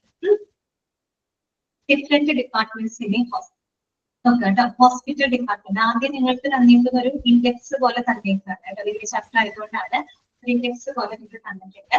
ഒരു കാര്യം മനസ്സിലാക്കാം, നമ്മുടെ ഹോസ്പിറ്റലിന്റെ ഡിപ്പാർട്ട്മെന്റിനെ നമ്മൾ പ്രധാനമായിട്ടും 3 ഡിവൈഡ് ചെയ്തിട്ടാണ് നമ്മൾ പഠിക്കുന്നത് കേട്ടോ. 3 ഡിവൈഡ് ചെയ്തിട്ടാണ് നമ്മളത് പഠിക്കുന്നത്. ഇതൊക്കെയാണെന്ന് അറിയാമോ? ഫസ്റ്റ് വൺ വരുന്നത് മെഡിക്കൽ ഡിപ്പാർട്ട്മെന്റ് ആണ് കേട്ടോ. ഫസ്റ്റ് എന്താണ്? Medical department. അപ്പൊ ഒന്ന് ഓർക്കുന്നത് ജസ്റ്റ് വേണമെങ്കിൽ ടെക്സ്റ്റിലാത്തവരെ എഴുതുക. അപ്പൊ ഹോസ്പിറ്റൽ ഡിപ്പാർട്ട്മെന്റ് എഴുതിയിട്ട് ചെറിയ 3 വര പോലെ ഇങ്ങനെ വരച്ചാണ്. ഓക്കെ, ആദ്യത്തെ ഏതാ വരുന്നത്? മെഡിക്കൽ ഡിപ്പാർട്ട്മെന്റ് കേട്ടോ. First one medical department. രണ്ടാമത് സെക്കൻഡ് വൺ എന്ന് പറയുന്നത് സപ്പോർട്ടീവ് ഡിപ്പാർട്ട്മെന്റ് ആണ് കേട്ടോ. ഇതാണ് സപ്പോർട്ടീവ് ഡിപ്പാർട്ട്മെന്റ് ആണ്. മൂന്നാമത്തെ ഡിവിഷൻ എന്ന് പറയുന്നത് അഡ്മിനിസ്ട്രേറ്റീവ് ഡിപ്പാർട്ട്മെന്റ് ആണ്. ഓക്കെ, എന്താ പറഞ്ഞത്? ഹോസ്പിറ്റൽ ഡിപ്പാർട്ട്മെന്റുകളെ നമ്മൾ പ്രധാനമായിട്ടും 3 ഡിവൈഡ് ചെയ്യുന്നത്. ഇതൊക്കെയാണ് ഫസ്റ്റ് വൺ മെഡിക്കൽ ഡിപ്പാർട്ട്മെന്റ്, രണ്ടാമത്തെ supportive department, and third one എന്ന് പറയുന്നത് അഡ്മിനിസ്ട്രേറ്റീവ് ഡിപ്പാർട്ട്മെന്റ്. ഓക്കെ, അപ്പൊ മെയിൻ ആയിട്ട് 3 നമ്മൾ ഡിവൈഡ് ചെയ്തു കേട്ടോ. ഓക്കെ, ഇനി നമുക്ക് നിങ്ങള് ആദ്യത്തെ ഫസ്റ്റ് ഡിവിഷൻ നമ്മൾ എന്താ പറഞ്ഞത്? മെഡിക്കൽ ഡിപ്പാർട്ട്മെന്റ് അല്ലെ? മെഡിക്കൽ ഡിപ്പാർട്ട്മെന്റ് നമ്മൾ വീണ്ടും 2 സബ് ഡിവൈഡ് ചെയ്യാണ് കേട്ടോ. മെഡിക്കൽ ഡിപ്പാർട്ട്മെന്റ് നമ്മൾ വീണ്ടും 2 സബ് ഡിവൈഡ് ചെയ്യണം. ഏതൊക്കെയാണത്? ഒന്ന് OPD. നമുക്ക് എന്താണ് OPD കേട്ടോ. OPD എന്താണ്? Out patient department. ഇതാണ് ഔട്ട് പേഷ്യന്റ് ഡിപ്പാർട്ട്മെന്റ്, നിങ്ങൾക്ക് അറിയാവുന്നതാണ്. പിന്നെ രണ്ടാമത്തെ എന്താണ്? IPD അല്ലെ? IPD എന്താണ്? ഇൻ പേഷ്യന്റ് ഡിപ്പാർട്ട്മെന്റ് അല്ലെ? In patient. ഔട്ട് പേഷ്യന്റ് ആരാണ്? ഇൻ പേഷ്യന്റ് ആരാണെന്നൊക്കെ നിങ്ങൾക്ക് അറിയാലോ. ഇൻ പേഷ്യന്റ് എന്ന് പറഞ്ഞാൽ എന്താണ്? ഹോസ്പിറ്റലിൽ അഡ്മിറ്റ് ആവുന്ന പേഷ്യൻസ് ആണ് കേട്ടോ. ഓക്കെ, അപ്പോ ഔട്ട് പേഷ്യന്റ് OPD എന്നും IPD എന്നും നമ്മൾ രണ്ടായിട്ട് അതിനെ സബ്ഡിവൈഡ് ചെയ്യും. അത് അവിടെ അവസാനിച്ചിട്ടുണ്ട്. അതിനകത്ത് നമുക്ക് ഒരുപാട് പഠിക്കാനുണ്ട് കേട്ടോ. പിന്നെ നമ്മൾ പറഞ്ഞ രണ്ടാമത്തെ മെയിൻ ഡിവിഷൻ എന്ന് പറയുന്നത് സപ്പോർട്ടീവ് ഡിപ്പാർട്ട്മെന്റ് ആണ് അല്ലെ? Supportive department. ഈ സപ്പോർട്ടീവ് ഡിപ്പാർട്ട്മെന്റിനെ നമ്മൾ പഠിക്കാനുള്ള സൗകര്യത്തിന് 4 ആയിട്ടാണ് അതിനെ സബ്ഡിവൈഡ് ചെയ്തത്. ഏതാണ്? 4 സബ്ഡിവിഷൻസ് ആണ് അതിൽ വരുന്നത്. ഒന്നാമത്തെ സബ്ഡിവിഷൻ എന്ന് പറയുന്നത് തെറാപ്യൂട്ടിക് ആണ് കേട്ടോ. ഇതാണ് തെറാപ്യൂട്ടിക്. തെറാപ്യൂട്ടിക് തെറാപ്പി എന്നൊക്കെ പറയുമ്പോൾ ചികിത്സയാണ് അല്ലെ? അപ്പൊ അതിനകത്ത് ഏതൊക്കെ വരുന്നുണ്ട്? ഈ തെറാപ്യൂട്ടിക് എന്ന് പറയുന്ന വിഭാഗത്തിൽ തന്നെ ഏതൊക്കെ വരും? ഫാർമസി വരും. ഫാർമസിയിൽ നിന്നൊക്കെ മരുന്നുകളാണല്ലോ, അതൊന്നും ഈ പറയുന്ന തെറാപ്പിയുടെ ഭാഗമായിട്ട് നമ്മൾ ഉപയോഗിക്കുന്നതാണ് ഫാർമസി. അതോടൊപ്പം തന്നെ ഫിസിയോതെറാപ്പി. Okay, physiotherapy. ഡയറ്ററ്റിക്സ് കേട്ടോ. ഡയറ്ററ്റിക്സ് നമ്മുടെ ഭക്ഷണക്രമം, അത് നമ്മുടെ ആരോഗ്യത്തിനെ സ്വാധീനിക്കുന്നില്ലേ? നമുക്കൊരു നല്ല ഹെൽത്തി, നല്ല ആരോഗ്യം നശിപ്പിക്കാനും ആരോഗ്യം ഉണ്ടാക്കാനും ഒരുപോലെ എന്താണ് റോള് വഹിക്കുന്ന ഒരു ഭാഗമാണ് നമ്മുടെ ഫുഡ് ഹാബിറ്റ് അല്ലെ? ഡയറ്ററ്റിക്സ് എന്നാണ്. അതും അതിനകത്ത് വരുന്നതാണ് കേട്ടോ. തെറാപ്യൂട്ടിക്കിനകത്ത് എന്തൊക്കെ വരുന്നുണ്ട്? Pharmacy, physiotherapy, dietetics. Okay, just അത് മനസ്സിലാക്കി വെച്ചാൽ മതി കേട്ടോ. അടുത്തത് എന്താണ്? അദ്ദേഹത്തെ ആയിഷ. OPD എന്ന് പറഞ്ഞാല് ഔട്ട് പേഷ്യന്റ് ഡിപ്പാർട്ട്മെന്റ് ആണ് കേട്ടോ. Out patient department. Okay, IPD എന്ന് പറഞ്ഞാല് ഇൻ പേഷ്യന്റ് ഡിപ്പാർട്ട്മെന്റ്. രണ്ടാമത്തത് കേട്ടോ, നമ്മുടെ സപ്പോർട്ടീവ് ഡിപ്പാർട്ട്മെന്റ് ആണ് പറയുന്നത്. അതിൽ ആദ്യത്തെ സബ്ഡിവിഷൻ തെറാപ്യൂട്ടിക് ആണ്. രണ്ടാമത്തെ സബ്ഡിവിഷൻ വരുന്നത് ജനറൽ ആയിട്ടാണ്. ജനറൽ വിഭാഗം, ജനറൽ കേട്ടോ. ജനറൽ അകത്ത് വരുന്നത് ഏതൊക്കെയാന്ന് നോക്കിയാൽ നമുക്ക് ഒരുപാട് വരുന്നുണ്ട്. ഇതൊക്കെയാന്ന് നോക്കി. ഫസ്റ്റ് വൺ വരുന്നത് CSST ആണ്. എന്താണ്? CSST. CSSTയുടെ ഫുൾ ഫോം നിങ്ങളൊന്ന് എഴുതി വെച്ചു കേട്ടോ. ഇതിൽ പറയുന്ന ഓരോ ഡിപ്പാർട്ട്മെന്റിലും നമുക്ക് സെപ്പറേറ്റ് ചാപ്റ്റർ ആയിട്ട് തന്നെ പഠിക്കാനായിട്ടുണ്ട്. ഇപ്പൊ എഴുതി വെച്ചു. CSSTയുടെ ഫുൾ ഫോം ഇതാണ്. സെൻട്രൽ എഴുതി എടുത്തോട്ടോ. സെൻട്രൽ സ്ക്രീൻ കാണുന്നില്ലേ? സ്ക്രീൻ കാണുന്നില്ലേ? ഓക്കെ, CSSTയുടെ ഫുൾ ഫോം ഇതാണ്. ഒരു കാര്യം ചെയ്തിട്ട് ഒന്ന് ജസ്റ്റ് ലീവ് ചെയ്തിട്ട് ഒന്നുകൂടെ കയറി നോക്കൂ കേട്ടോ. CSSTയുടെ ഫുൾ ഫോം ഇതാണ്. Central sterile. STERIL. ജോയിൽ എഴുതിയിട്ടുണ്ടല്ലോ. ജോയിൽ എഴുതിയിട്ടുണ്ട് കേട്ടോ. സെൻട്രൽ സ്റ്റീറൈൽ സർജിക്കൽ അല്ല കേട്ടോ. സെൻട്രൽ സ്റ്റീറൈൽ സപ്ലൈ ഡിപ്പാർട്ട്മെന്റ് ആണ് കേട്ടോ. സപ്ലൈ ഡിപ്പാർട്ട്മെന്റ് കേട്ടോ. Central sterile STERIL sterile supply SUPPLY supply department. Central sterile supply department. പേരിൽ തന്നെ കിടപ്പുണ്ട്. സ്റ്റീറൈൽ സപ്ലൈ ഡിപ്പാർട്ട്മെന്റ് എന്ന് വെച്ചാൽ നമ്മുടെ ഒരു ഹോസ്പിറ്റലിൽ മൊത്തത്തില് അണുവിമുക്തമാക്കി സൂക്ഷിക്കുന്നത് അല്ലെ? പ്രത്യേകിച്ച് അവിടെ ഉപയോഗിക്കുന്ന എക്വിപ്മെന്റുകള് അല്ലെ? അവിടെ ഉപയോഗിക്കുന്ന സർജിക്കൽ എക്വിപ്മെന്റ്സുകള് ഇവയെല്ലാം തന്നെ അണുവിമുക്തമാക്കി സൂക്ഷിക്കുന്നത് പ്രധാനപ്പെട്ട പങ്ക് വഹിക്കുന്ന ഒരു ഡിപ്പാർട്ട്മെന്റ് ആണ് CSST എന്ന് പറയുന്നത് കേട്ടോ. ജസ്റ്റ് മനസ്സിലാക്കി വെക്കാം. ഇതാണ് CSST. പിന്നെ അടുത്ത വിഭാഗം ഏതാണ്? ഹൗസ് കീപ്പിംഗ് ഡിപ്പാർട്ട്മെന്റ് കേട്ടോ. ഹൗസ് കീപ്പിംഗ് എന്ന് പറഞ്ഞാൽ വേറൊന്നുമല്ല, നമ്മുടെ ഹോസ്പിറ്റലിലെ സാധന സാമഗ്രികളൊക്കെ നല്ല രീതിയിൽ മെയിൻറ്റെയിൻ ചെയ്യുന്നതിനായിട്ട് റെസ്പോൺസിബിൾ ആയിട്ടുള്ള ഡിപ്പാർട്ട്മെന്റ് ആണ് ഹൗസ് കീപ്പിംഗ് ഡിപ്പാർട്ട്മെന്റ്. അതുപോലെ കിച്ചൺ, ലോണ്ടറി. ലോണ്ടറി എന്ന് പറയുമ്പോൾ നമ്മുടെ തുണികളൊക്കെ ഇല്ലേ? ബെഡ്ഷീറ്റുകൾ അങ്ങനത്തെയൊക്കെ വാഷ് ചെയ്യുന്നതുമായിട്ടൊക്കെ ബന്ധപ്പെട്ട ലോണ്ടറി ഡിപ്പാർട്ട്മെന്റ്. സെക്യൂരിറ്റി വരുന്നുണ്ട്. മെയിന്റനൻസ് ഡിപ്പാർട്ട്മെന്റ് ഉണ്ട്. മോർച്ചറിയും വരുന്നുണ്ട് കേട്ടോ. ഓക്കെ, ഇത് നിങ്ങൾ ഇത്ര ഡീറ്റെയിൽഡ് ആയിട്ടൊന്നും നോക്കണ്ട. നമ്മള് എന്താ പറയുക, ജസ്റ്റ് നിങ്ങൾക്ക് പഠിക്കാനുള്ള ഒരു സൗകര്യത്തിന് ഇങ്ങനെ തിരിച്ചേക്കുന്നു മാത്രം കേട്ടോ. ഇതെല്ലാം നമ്മൾ ഒന്നിച്ച് തന്നെയാണ് പഠിക്കുന്നത്. ഓക്കെ, ഇതൊരു ഐഡിയ ഉണ്ടാക്കി എടുക്കാൻ മാത്രം വേണ്ടി പറയുന്നത് കേട്ടോ. അടുത്തത് മൂന്നാമത്തെ സബ്ഡിവിഷൻ എന്തായിരുന്നു? ഡയഗ്നോസ്റ്റിക്സ് ആണ് അല്ലെ? ഡയഗ്നോസ്റ്റിക്സ് എന്ന് പറഞ്ഞാൽ എന്താണ്? രോഗനിർണയം. ഏതൊക്കെ രീതിയിൽ നമുക്ക് രോഗങ്ങൾ നിർണ്ണയിക്കാൻ പറ്റും? ഏതൊക്കെ രീതിയിൽ നമുക്ക് രോഗം ഡയഗ്നോസ് ചെയ്യാൻ പറ്റും? ലാബ് ടെസ്റ്റുകളിലൂടെ നമുക്ക് രോഗം നിർണ്ണയിക്കാൻ പറ്റില്ലേ? അതുപോലെ തന്നെ റേഡിയോളജി ടെസ്റ്റ് അല്ലെ? എക്സ്റേ, സ്കാനിങ് ഇതൊക്കെ ചെയ്ത് കഴിഞ്ഞാലും നമുക്ക് എന്ത് ചെയ്യാൻ പറ്റും? രോഗം ഡയഗ്നോസ് ചെയ്യാനായിട്ട് സാധിക്കും. അപ്പൊ ഏതൊക്കെ വിഭാഗങ്ങളായിരിക്കും അതിനകത്ത് വരിക? ഡയഗ്നോസ്റ്റിക്സ് വിഭാഗത്തിൽ ഏതൊക്കെ വരിക? ലബോറട്ടറി ആൻഡ് റേഡിയോളജി അല്ലെ? ഇതൊക്കെ വിഭാഗം വരിക.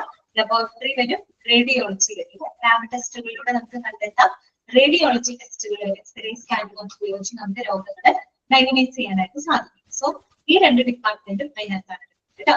ഡയഗ്നോസ്റ്റിക്സ് എന്ന് കേൾക്കുമ്പോൾ നിങ്ങളുടെ മനസ്സിൽ ഓർമ്മ വരണം അത് ലബോറട്ടറി റേഡിയോളജി ഡിപ്പാർട്ട്മെന്റുകളാണ് കേട്ടോ. പിന്നെ വരുന്നതാണ് ഇൻഫർമേറ്റീവ്. ഓക്കെ, ഇൻഫർമേറ്റീവ് എന്ന് പറയുമ്പോൾ മെയിൻ ആയിട്ട് അതിനകത്ത് എന്താ വരുന്നത്? മെഡിക്കൽ റിസോഴ്സസ് ആൻഡ് IT ആണ് അല്ലെ, ഇൻഫർമേഷൻ ടെക്നോളജി, കമ്പ്യൂട്ടർ സംവിധാനങ്ങൾ അല്ലെ, പിന്നെ മറ്റു പല മെഡിക്കൽ റിസോഴ്സുകളും അതിനകത്ത് വരുന്നുണ്ട്. ഓക്കെ, അപ്പൊ നമ്മൾ പറഞ്ഞത് സപ്പോർട്ടീവ് ഡിപ്പാർട്ട്മെന്റിനെ പറ്റിയാണ്. സപ്പോർട്ടീവ് ഡിപ്പാർട്ട്മെന്റില് 4 സബ് ഡിവിഷൻ ഉണ്ട്: therapeutic, general, diagnostics, informative. Okay, മൂന്നാമത്തെ മെയിൻ ഡിവിഷൻ എന്ന് പറഞ്ഞാൽ എന്താണ്? അഡ്മിനിസ്ട്രേറ്റീവ് ഡിപ്പാർട്ട്മെന്റ് ആണ്. ഏത് ഡിപ്പാർട്ട്മെന്റ് ആണ്? അഡ്മിനിസ്ട്രേറ്റീവ് ഡിപ്പാർട്ട്മെന്റ് അല്ലെ. അഡ്മിനിസ്ട്രേറ്റീവ് ഡിപ്പാർട്ട്മെന്റിനെ നമ്മൾ പ്രധാനമായിട്ടും 3ആയിട്ടാണ് സബ് ഡിവൈഡ് ചെയ്തിരിക്കുന്നത്. 3ആയിട്ട്. ഏതൊക്കെയാണ് 3 സബ് ഡിവിഷൻ? ഒന്ന് അഡ്മിനിസ്ട്രേറ്റീവ് ഡിപ്പാർട്ട്മെന്റ്, 2 ഫിനാൻസ് ഡിപ്പാർട്ട്മെന്റ്, മൂന്നാമത്തത് ഹ്യൂമൻ റിസോഴ്സസ് ഡിപ്പാർട്ട്മെന്റ് അഥവാ HR ഡിപ്പാർട്ട്മെന്റ്. കിട്ടിയോ നിങ്ങൾക്ക്? അഡ്മിനിസ്ട്രേറ്റീവിന് നമ്മൾ 3ആയിട്ടാണ് സബ് ഡിവൈഡ് ചെയ്തത്. ഇതൊക്കെയാണ് administrative, finance, human resources. HR department അതാണ് കേട്ടോ. ഇതാണ് നിങ്ങൾക്ക് ഒരു ഇൻഡെക്സിന് വേണ്ടി തന്നേക്കുന്ന സംഭവമാണ് കേട്ടോ. നമ്മൾ പഠിക്കുന്നത് ഹോസ്പിറ്റലിന്റെ ഡിപ്പാർട്ട്മെന്റുകളാണ്. ഡിപ്പാർട്ട്മെന്റുകളെ പ്രധാനമായിട്ട് നമ്മൾ 3ആയിട്ട് ഡിവൈഡ് ചെയ്തുകൊണ്ടാണ് നമ്മൾ പഠിക്കുന്നത്. ഓക്കെ, ഒന്നാമത്തെ മെയിൻ ഡിവിഷൻ മെഡിക്കൽ ഡിപ്പാർട്ട്മെന്റ്, രണ്ടാമത്തത് സപ്പോർട്ടീവ് ഡിപ്പാർട്ട്മെന്റ്, മൂന്നാമത്തത് അഡ്മിനിസ്ട്രേറ്റീവ് ഡിപ്പാർട്ട്മെന്റ്. ഓക്കെ, ഇനി നമുക്ക് ആദ്യത്തെ മെയിൻ ഡിവിഷൻസ് കഴിഞ്ഞു കേട്ടോ. ഇനി മെഡിക്കൽ ഡിപ്പാർട്ട്മെന്റ്, ആദ്യത്തെ മെയിൻ ഡിവിഷൻ മെഡിക്കൽ ഡിപ്പാർട്ട്മെന്റ്, അതിന് നമ്മൾ വീണ്ടും 2ആയിട്ടാണ് സബ് ഡിവൈഡ് ചെയ്യുന്നത്. ഇതൊക്കെയാണ് OPD എന്നും IPD എന്നും. ഓക്കെ, OPD എന്ന് പറഞ്ഞാല് ഔട്ട് പേഷ്യന്റ് ഡിപ്പാർട്ട്മെന്റ് ആണ്. IPD എന്ന് പറഞ്ഞാല് ഇൻപേഷ്യന്റ് ഡിപ്പാർട്ട്മെന്റ് ആണ്. ഓക്കെ, രണ്ടാമത്തെ സപ്പോർട്ടീവ് ഡിപ്പാർട്ട്മെന്റ് നമ്മൾ 4ആയിട്ടാണ് സബ് ഡിവൈഡ് ചെയ്യുന്നത്. ഓക്കെ, ഏതൊക്കെയാണ്? Therapeutic, general, diagnostics, informative. Okay, മൂന്നാമത്തെ വരുന്നത് അഡ്മിനിസ്ട്രേറ്റീവ് ഡിപ്പാർട്ട്മെന്റ് ആണ് അല്ലെ. ഭരണപരമായിട്ടുള്ള കാര്യങ്ങളൊക്കെ കൈകാര്യം ചെയ്യാം. നിങ്ങൾ ഇതിപ്പോ പഠിക്കേണ്ട മക്കളെ കാര്യം എന്താന്ന് വെച്ച് കഴിഞ്ഞാല് ഇതിന്റെ വിശദാംശങ്ങളാണ് ഈ ചാപ്റ്റർ മൊത്തം നമ്മൾ പഠിക്കുന്നത്. എന്തായാലും നമ്മൾ പഠിക്കാൻ പോവുകയാണ്. ജസ്റ്റ് നിങ്ങൾക്ക് ഒരു ഐഡിയ തരാൻ വേണ്ടി മാത്രമാണ് ഞാൻ ഈ പറയുന്നത്, ഈ ഒരു ഇൻഡെക്സ് പറയുന്നത്. ഇപ്പോഴേ തന്നെ ഇതിന്റെ എക്സ്പ്ലനേഷൻ ഞാൻ തരേണ്ട കാര്യമില്ല. കാര്യം ഇനിയുള്ള ദിവസങ്ങളിൽ മുഴുവൻ നമ്മൾ പഠിക്കുന്നത് ഇതിന്റെ എക്സ്പ്ലനേഷൻസ് ആണ്. ഒരു കംപ്ലീറ്റ് ചാപ്റ്റർ മൊത്തം എഴുതി വെച്ചിരുന്നത്. ഓക്കെ, അപ്പൊ പറയേണ്ട കാര്യമല്ലേ ഉള്ളൂ. ഇപ്പോഴേ തന്നെ എല്ലാം കേട്ട് നിങ്ങൾ കൺഫ്യൂസ്ഡ് ആക്കണ്ടല്ലോ എന്ന് വെച്ചിട്ടാണ്. ഒരു ഐഡിയ ഫസ്റ്റ് തന്നിട്ട് തുടങ്ങാന്ന് ഓർത്തിട്ടാണ് കേട്ടോ. ഓക്കെ, അപ്പൊ നോക്കുക, administrative department, finance department, human resources department. Clear ആയോ? ഈ ഒരു ഐഡിയ നിങ്ങൾക്ക് കിട്ടിയില്ലേ? ഒരു ഏകദേശം ഐഡിയ ആയില്ലേ? ഇതിന്റെ എക്സ്പ്ലനേഷൻസ് ആണ് ഇതിലുള്ള ഭാഗങ്ങളിൽ നമ്മൾ കാണാനായിട്ട് പോകുന്നത് കേട്ടോ. ഓക്കെ, അപ്പൊ ഫസ്റ്റ് വേണമെങ്കിൽ നമുക്കൊന്ന് തുടങ്ങാം. ആദ്യം നമ്മൾ പറഞ്ഞു എഴുതാം മെഡിക്കൽ ഡിപ്പാർട്ട്മെന്റ് ആണ് അല്ലെ. ഓക്കെ, അപ്പൊ അതിലോട്ട് തന്നെ നമുക്ക് വരാം. അപ്പൊ ബാക്കി സപ്പോർട്ടീവ് അഡ്മിനിസ്ട്രേറ്റീവ് ഒക്കെ അവിടെ നിൽക്കട്ടെ. നമുക്ക് മെഡിക്കൽ ഡിപ്പാർട്ട്മെന്റിലോട്ട് നോക്കാം. ഓക്കെ, അപ്പൊ നോക്കിയേ, മെഡിക്കൽ ഡിപ്പാർട്ട്മെന്റിനെ നമ്മൾ 2ആയിട്ടല്ലേ സബ് ഡിവൈഡ് ചെയ്തത്. ഏതൊക്കെയാണ് ആ സബ് ഡിവിഷൻ വരുന്നത്? ഒന്ന് ഇൻ പേഷ്യന്റ് സർവീസസ് ഉണ്ട്, ഔട്ട് പേഷ്യന്റ് സർവീസ്. അതായത് നമ്മൾ OPD IPD എന്നല്ലേ 2ആയിട്ട് ഡിവൈഡ് ചെയ്തത്. അതിന് ഔട്ട് പേഷ്യന്റ് ഡിപ്പാർട്ട്മെന്റ് പ്രൊവൈഡ് ചെയ്യുന്ന സർവീസ്, അതിന് ഔട്ട് പേഷ്യന്റ് സർവീസസ് എന്ന് പറയുമ്പോൾ ഇൻ പേഷ്യന്റ് ഡിപ്പാർട്ട്മെന്റ് പ്രൊവൈഡ് ചെയ്യുന്ന സർവീസുകളെ ഇൻ പേഷ്യന്റ് സർവീസസ് എന്ന് പറയും. Okay, out patient in patient തമ്മിലുള്ള ഡിഫറൻസ്. ഔട്ട് പേഷ്യന്റ് എന്ന് പറഞ്ഞാൽ എന്താണ്? പുറത്തുനിന്നുള്ള രോഗികളാണ്, അഡ്മിറ്റ് ആവുന്നില്ല. അത് നമ്മൾ സാധാരണ രീതിയിൽ നമ്മൾ എന്താണ് അപ്പോയിന്റ്മെന്റ് എടുത്ത് ഡോക്ടറെ കാണാൻ നമ്മൾ പോവില്ലേ? ഡോക്ടറെ കണ്ട് ഡോക്ടറെ കൺസൾട്ട് ചെയ്ത് മരുന്ന് വാങ്ങിച്ച് നമ്മൾ തിരിച്ചു പോയില്ലേ? നമ്മൾ ഔട്ട് പേഷ്യൻസ് ആയിട്ടാണ് പോകുന്നത്. അതേസമയം ചില സിറ്റുവേഷനിൽ നമ്മൾ ഡോക്ടറെ കാണാൻ പോയി കഴിഞ്ഞാൽ നമ്മളോട് അഡ്മിറ്റ് ആവാൻ പറയും അല്ലെ. അഡ്മിറ്റ് ആവുന്ന പേഷ്യൻസിനെയാണ് നമ്മൾ ഇൻ പേഷ്യന്റ് എന്ന് പറയുന്നത്. അതല്ല അഡ്മിറ്റ് ആവാതെ നമ്മൾ രാവിലെ പോകുന്നു, ഡോക്ടറെ കൺസൾട്ട് ചെയ്ത് തിരിച്ചു വീട്ടിലോട്ട് പോകുന്നു, അതാണ് ഔട്ട് പേഷ്യന്റ്. ഓക്കെ, മനസ്സിലായോ? അപ്പൊ നോക്കാം, ഇൻ പേഷ്യന്റ് സർവീസസിനകത്ത് എന്തൊക്കെയാണ്? അപ്പൊ മെയിൻ ആയിട്ട് 2 ഡിവിഷൻസ് ആണ്, ഇൻ പേഷ്യന്റും ഔട്ട് പേഷ്യന്റും കേട്ടോ. ഇനി ആദ്യം ഇൻ പേഷ്യന്റ് സർവീസസ് എന്തൊക്കെയാണെന്ന് നോക്കാം. അതായത് നമ്മൾ അഡ്മിറ്റ് ആവുന്ന പേഷ്യൻസിന് കൊടുക്കുന്ന സേവനങ്ങൾ എന്തൊക്കെയാണ്? നമ്മൾ ഹോസ്പിറ്റലിലെ രോഗികൾ അഡ്മിറ്റ് ആകുമ്പോൾ അഡ്മിറ്റ് ആവുന്ന രോഗികൾക്ക് വേണ്ടി എന്തൊക്കെ സേവനങ്ങളാണ് ഒരു ഹോസ്പിറ്റലിൽ പ്രൊവൈഡ് ചെയ്യുന്നത്? അതാണ് ഇൻ പേഷ്യന്റ് സർവീസിനകത്ത് വരുന്നത്. ഏതൊക്കെയാണെന്ന് നോക്കിയേ. ഫസ്റ്റ് വൺ നോക്കിയേ, പേഷ്യന്റ് റൂംസ്, പേഷ്യന്റ് നമ്മൾ റൂംസ് കൊടുക്കും, റൂംസ് കൊടുക്കാറുണ്ട്. പേഷ്യന്റ് വാർഡ്സ്, ചിലർക്ക് വാർഡുകളായിരിക്കും. ഇപ്പം അത് ഓരോരുത്തരുടെ ഇഷ്ടമാണ് അല്ലെ. ചില ആളുകൾക്ക് കുറച്ച് പ്രൈവസി ഒക്കെ വേണമെന്ന് വെച്ചാൽ അവർ റൂമുകളായിരിക്കും ഓപ്റ്റ് ചെയ്തിട്ടുണ്ടാവും, ഡിമാൻഡ് ചെയ്തിട്ടുണ്ടാവും. അല്ലാത്ത ആളുകളാണെങ്കിൽ നമുക്ക് വാർഡിലേക്ക് വിടാം അല്ലെ. Patient wards. പിന്നെന്താണ് ഇന്റൻസീവ് കെയർ യൂണിറ്റ് കേട്ടോ. അതാണ് ICU സേവനങ്ങൾ അല്ലെ. ഇന്റൻസീവ് കെയർ യൂണിറ്റ് അത് അഡ്മിറ്റ് ആവുന്ന പേഷ്യൻസിന് കൊടുക്കുന്ന ഒരു സർവീസ് ആണ് അല്ലെ, ഇന്റൻസീവ് കെയർ യൂണിറ്റ് എന്ന് പറയുന്നത് ICU. ഓക്കെ. പിന്നെന്താണ് ഓപ്പറേഷൻ തിയേറ്റേഴ്സ്. അതായത് പേഷ്യന്റ് അഡ്മിറ്റ് ചെയ്തുകൊണ്ടല്ലേ ഓപ്പറേഷൻ നമുക്ക് നടത്താൻ പറ്റുള്ളൂ. ഓക്കെ, അതുകൊണ്ട് ഓപ്പറേഷൻ തിയേറ്റേഴ്സ്. പിന്നെന്താണ് ലേബർ റൂംസ്. പിന്നെന്താണ് മെറ്റേണിറ്റി വാർഡ്സ് അല്ലെ, പ്രസവ വാർഡുകളൊക്കെ അല്ലെ, മെറ്റേണിറ്റി വാർഡുകള്, ലേബർ റൂം. ഇതൊക്കെ എന്താണ് ഇൻ പേഷ്യന്റ് സർവീസിനകത്ത് വരുന്നതാണ്. അഡ്മിറ്റ് ആവുന്ന പേഷ്യൻസിനായിട്ട് കൊടുക്കുന്ന സേവനങ്ങളാണ്. ഓക്കെ, അത്രേ അതിനകത്തുള്ളൂ കേട്ടോ. ഇൻ പേഷ്യന്റ് സർവീസിനകത്ത് ഇതൊക്കെ വരുന്നുണ്ട്. അവർക്ക് കൊടുക്കുന്ന സേവനങ്ങളൊക്കെ ആലോചിച്ചാൽ മതി. അവർക്ക് ഹോസ്പിറ്റലിൽ പോകുന്ന ആൾക്കാരല്ലേ, ഒന്ന് ആലോചിച്ച് എന്തൊക്കെ കിട്ടും. പേഷ്യന്റിന് റൂംസ് കിട്ടും, വാർഡ്സ് കിട്ടും അല്ലെ. പിന്നെന്താണ് ഇന്റൻസീവ് കെയർ യൂണിറ്റ് സേവനങ്ങള്, operation theatre, labour room, maternity ward, ഇതൊക്കെ അഡ്മിറ്റ് ആവുന്ന പേഷ്യൻസിന് കിട്ടുന്ന പ്രത്യേകപ്പെട്ട സേവനം അല്ലെ. ഓക്കെ, അടുത്തതാണ് ഔട്ട് പേഷ്യന്റ് സർവീസസ്. മതി, അടുത്ത ക്ലാസ്സിൽ എടുക്കുക കേട്ടോ. ഇതുവരെയുള്ള ഭാഗങ്ങളൊന്ന് മനസ്സിലാക്കി വെക്കാം കേട്ടോ. അൺമ്യൂട്ട് ചെയ്തിട്ടുണ്ട് കേട്ടോ. ഇന്നത്തെ ക്ലാസ്സിൽ നിങ്ങൾക്ക് എന്തെങ്കിലും ഡൗട്ട് ഉണ്ടെങ്കിൽ ചോദിക്കാം.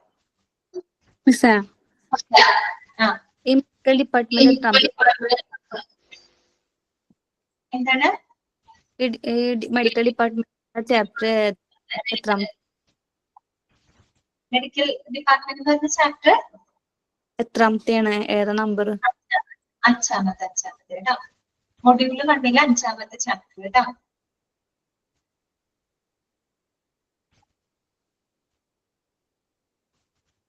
WHSNC എന്ന് പറയുന്നത് എന്താണ്?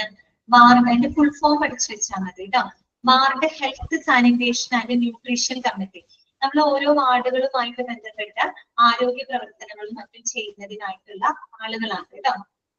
Okay, ward health sanitation and nutrition committee. നമ്മുടെ വാർഡുകളിൽ നിന്ന് അവിടുത്തെ ആരോഗ്യ പ്രവർത്തനങ്ങള്, ശുചീകരണ പ്രവർത്തനങ്ങൾ, ആരോഗ്യ പ്രവർത്തനങ്ങളൊക്കെ നടത്തുന്നതിനായിട്ടുള്ള കമ്മിറ്റിയാണ് കേട്ടോ. അവിടെ നിന്നാണ് നമ്മുടെ വീടുകളിലേക്കൊക്കെ ഇങ്ങനെ ഓരോ ശുചീകരണ കാര്യങ്ങളും ഒക്കെ ആയിട്ട് ഹെൽത്ത് സെന്ററിൽ നിന്ന് ആളുകൾ വരാറില്ല. അവരൊക്കെ ഈ പറയുന്ന കമ്മിറ്റിയിൽ പെട്ടിട്ടുള്ള ആൾക്കാരാണ് കേട്ടോ. WHSNCയിൽ പെടുന്ന ആൾക്കാരാണ്. ഓക്കെ, നിങ്ങൾ അത് എന്താണെന്നൊന്നും നിങ്ങളോട് ചോദിക്കില്ല. ഇതിനകത്ത് ഇതിന്റെ ഫുൾ ഫോം ആണ് നമുക്ക് പഠിക്കാറുള്ളത് കേട്ടോ. ആ ഫുൾ ഫോം നിങ്ങൾ പഠിച്ചു വെച്ചാൽ മതി. ഓക്കെ,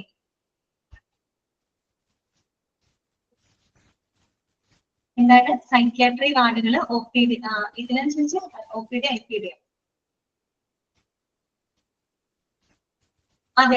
അതെ റോഷ്നി, സൈക്യാട്രി ഒക്കെ IPD-യിലാണ്.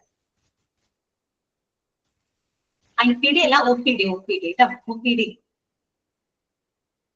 നമ്മള് അങ്ങനെ ഡിപ്പാർട്ട്മെന്റ് ഉദ്ദേശിക്കുന്നത് ഇൻപേഷ്യന്റ് ഡിപ്പാർട്ട്മെന്റ് എന്ന് പറയുമ്പോൾ അഡ്മിറ്റ് ആയിട്ട് കിടക്കുന്ന പേഷ്യൻസിന് കൊടുക്കുന്ന സേവനങ്ങൾ എന്തൊക്കെയാണ് അവർക്ക് മാത്രമായിട്ട്. അതായത് നമ്മൾ അഡ്മിറ്റ് ആകുമ്പോൾ ഒരു രോഗിക്ക് എന്തൊക്കെ സേവനങ്ങൾ, ഏതൊക്കെ സർവീസ് ഒരു ഹോസ്പിറ്റലിൽ നമ്മൾ പ്രൊവൈഡ് ചെയ്യും. അവർക്ക് റൂം പ്രൊവൈഡ് ചെയ്യും, വാർഡ് പ്രൊവൈഡ് ചെയ്യും അല്ലെ.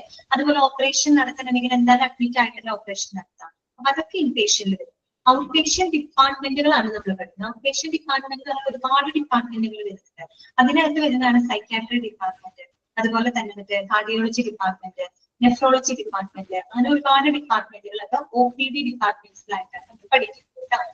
ഓക്കെ, ഇവിടെ IPD ഡിപ്പാർട്ട്മെന്റ് എന്നുള്ള രീതിയിൽ ചിന്തിക്കരുത്. അഡ്മിറ്റ് ആവുന്ന പേഷ്യൻസിന് എന്തൊക്കെ സേവനങ്ങൾ നമ്മൾ കൊടുക്കുന്നത്, അതാണ് IPD പേഷ്യന്റ് സർവീസസ് എന്ന് ഉദ്ദേശിച്ചത് പറയുന്നത്. ഓക്കെ, ഇനി നമുക്ക് ഒരുപാട് ഔട്ട് പേഷ്യന്റ് ഡിപ്പാർട്ട്മെന്റ് പഠിക്കാനുണ്ട്. ഏകദേശം 24ഓളം ഔട്ട് പേഷ്യന്റ് ഡിപ്പാർട്ട്മെന്റുകളെ പറ്റിയിട്ട് നമുക്ക് ഈ ഒരു ചാപ്റ്ററിനകത്ത് പഠിക്കാനുണ്ട് കേട്ടോ.